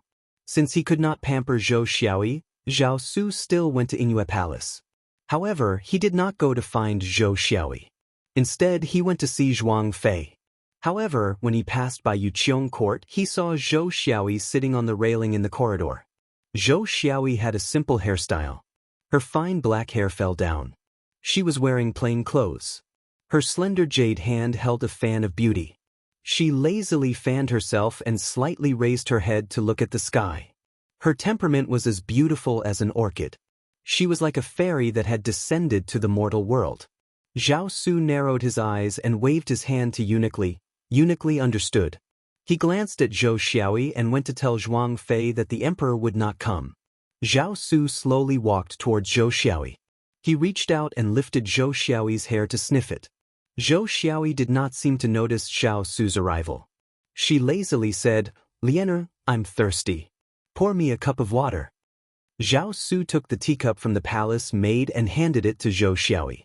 Zhou Xiaoyi was about to take it when Zhao Su pretended to be angry and said, "How dare you ask Zhen to pour tea for you?" "Emperor." Zhou Xiaoyi was startled and quickly bowed. "Weren't you thirsty?" Zhao Su gave the teacup to Zhou Xiaoyi. Zhou Xiaoyi took a sip. Zhao Su took the teacup from her hand and drank the rest of the tea. Beauty's breath is like orchids. The fragrance of the teacup is enchanting. Zhao Su said teasingly. He even put the teacup to his nose and sniffed it. When a man was interested in a woman, he had the patience to tease and flirt with her. When he was impatient, he did not even want to look at her. Zhou Xiaoyi's face was flushed red, and she looked especially charming. Zhao Su couldn't help but reach out to touch her face. It was tender and warm. Zhou Xiaoyi rubbed her head against Zhao Su's palm, causing Zhao Su's lower abdomen to tighten. He carried Zhou Xiaoyi, and Zhou Xiaoyi wrapped her arms around Zhao Su's neck. The closer they got, the more Zhao Su could smell the fragrance coming out of Zhou Xiaoyi's mouth. It was elegant and enchanting. Next, it was naturally time to make waves. On the other side, Eunuchly told noble consort Zhuang that the emperor had stayed behind in Jade Garden. He was so angry that he almost smashed his cup and stirred his handkerchief with all his might. He couldn't stop himself from cursing the wretch again and again. He was so angry that he cried. The next morning, when she went to the Long Autumn Palace to pay her respects, the noble consort looked at Zhou Xiaoyi, who had been nourished to the point of being incomparably beautiful. Her face was so ferocious that it could bore a hole through Zhou Xiaoyi with her stare. Zhou Xiaoyi just waved the fan of beauty elegantly, ignoring the noble consort's gaze. Ning Shu walked from the side chamber to the main hall and glanced at the noble consort and Zhou Xiaoyi. He hadn't seen Zhou Xiaoyi for one night, and she had become even more beautiful. Damn, the more time passed, the more beautiful she became. She really was different when she was using cheats. She made all the women in the room look like ordinary women. When the noble consort looked at Ning Shu, her eyes were watery and incomparably pitiful.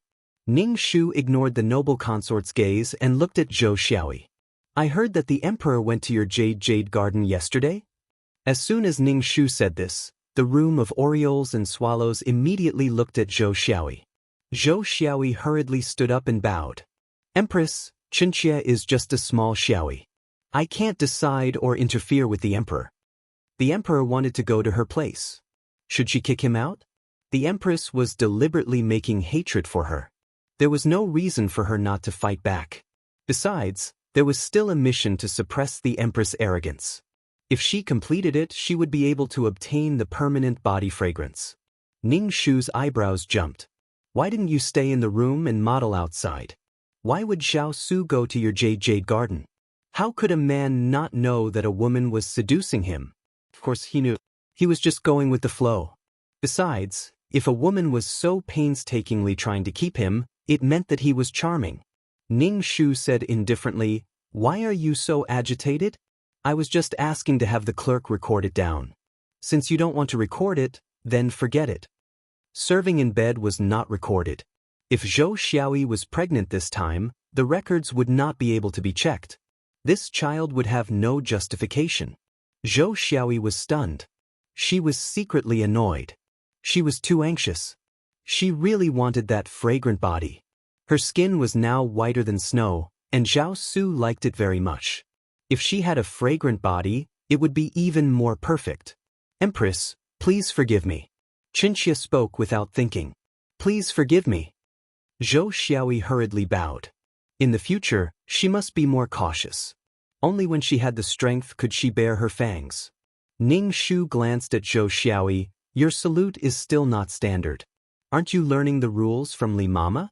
The emperor doesn't care, but in the future, when you have to face the imperial family, relatives, civil and military officials, your actions will represent the imperial family and the emperor. Learn more from Li Mama. Li Mama used to be a clerk by Xindi's side. It's not wrong to learn more from her. Ning Shu looked at Zhou Xiaoyi, who had been curtsying. Is it good? Yes, Qinxia will remember. Zhou Xiaoyi's voice was trembling. She had been curtsying, and her body was swaying. Zhou Xiaoyi's salute was not bad, but when Ning Shu found fault with it, no one stood out to speak for her. They all looked like they were watching a good show. This kind of behavior was the most disgusting. There was only one man in the palace, and he had finally come. In the end, he was pulled away halfway. He would definitely vomit blood. Deep hatred was nothing more than this. Ning Shu did not tell Zhou Xiaoyi to get up. He picked up the teacup and took a sip. Then he said, In the next few days, you don't have to come to greet me. Learn the rules and etiquette from Li Mama. Zhou Xiaoyi bit her lip. Was this a disguised ban on her feet? But what about her task? There was a task called Pamper the Harem. She had to have Xiao Su dote on her for 7 days. Then she would be rewarded with ice skin and jade bones. This ice skin and jade bones reward could adjust the body to the most perfect state. Then she would have a perfect figure, a perky, plump, and a slim waist. Zhou Xiaoyi, did you hear what I said? Ning Shu asked. Qinxia understands. Qinxia will learn the rules from Li Mama. Zhou Xiaoyi lowered her head and said, Okay, everyone can go back. Ning Shu said, Qinxia will leave. She stood up and bowed to Ning Shu and left. Zhou Xiaoyi had been squatting for a while. Her legs were a little sore. The palace maid next to her helped her up. Zhou Xiaoyi looked back at Ning Shu, who was sitting there. At this moment he was staring at her. When their eyes met, Zhou Xiaoyi quickly lowered her head. The other concubines all left. Consort Zhuang stayed. She looked at Ning Shu with a wronged face and said, Nyang Nyang, look at that vixen. Qinxia feels wronged. You're tuning in to the Passion Pages YouTube channel. We're so grateful for your support, and don't forget to subscribe to join us on this incredible journey through captivating stories. Your generosity through donations truly makes a world of difference, as it's the primary source of revenue that allows me to expand and enhance this channel for you. Thank you from the bottom of my heart for being a part of this adventure.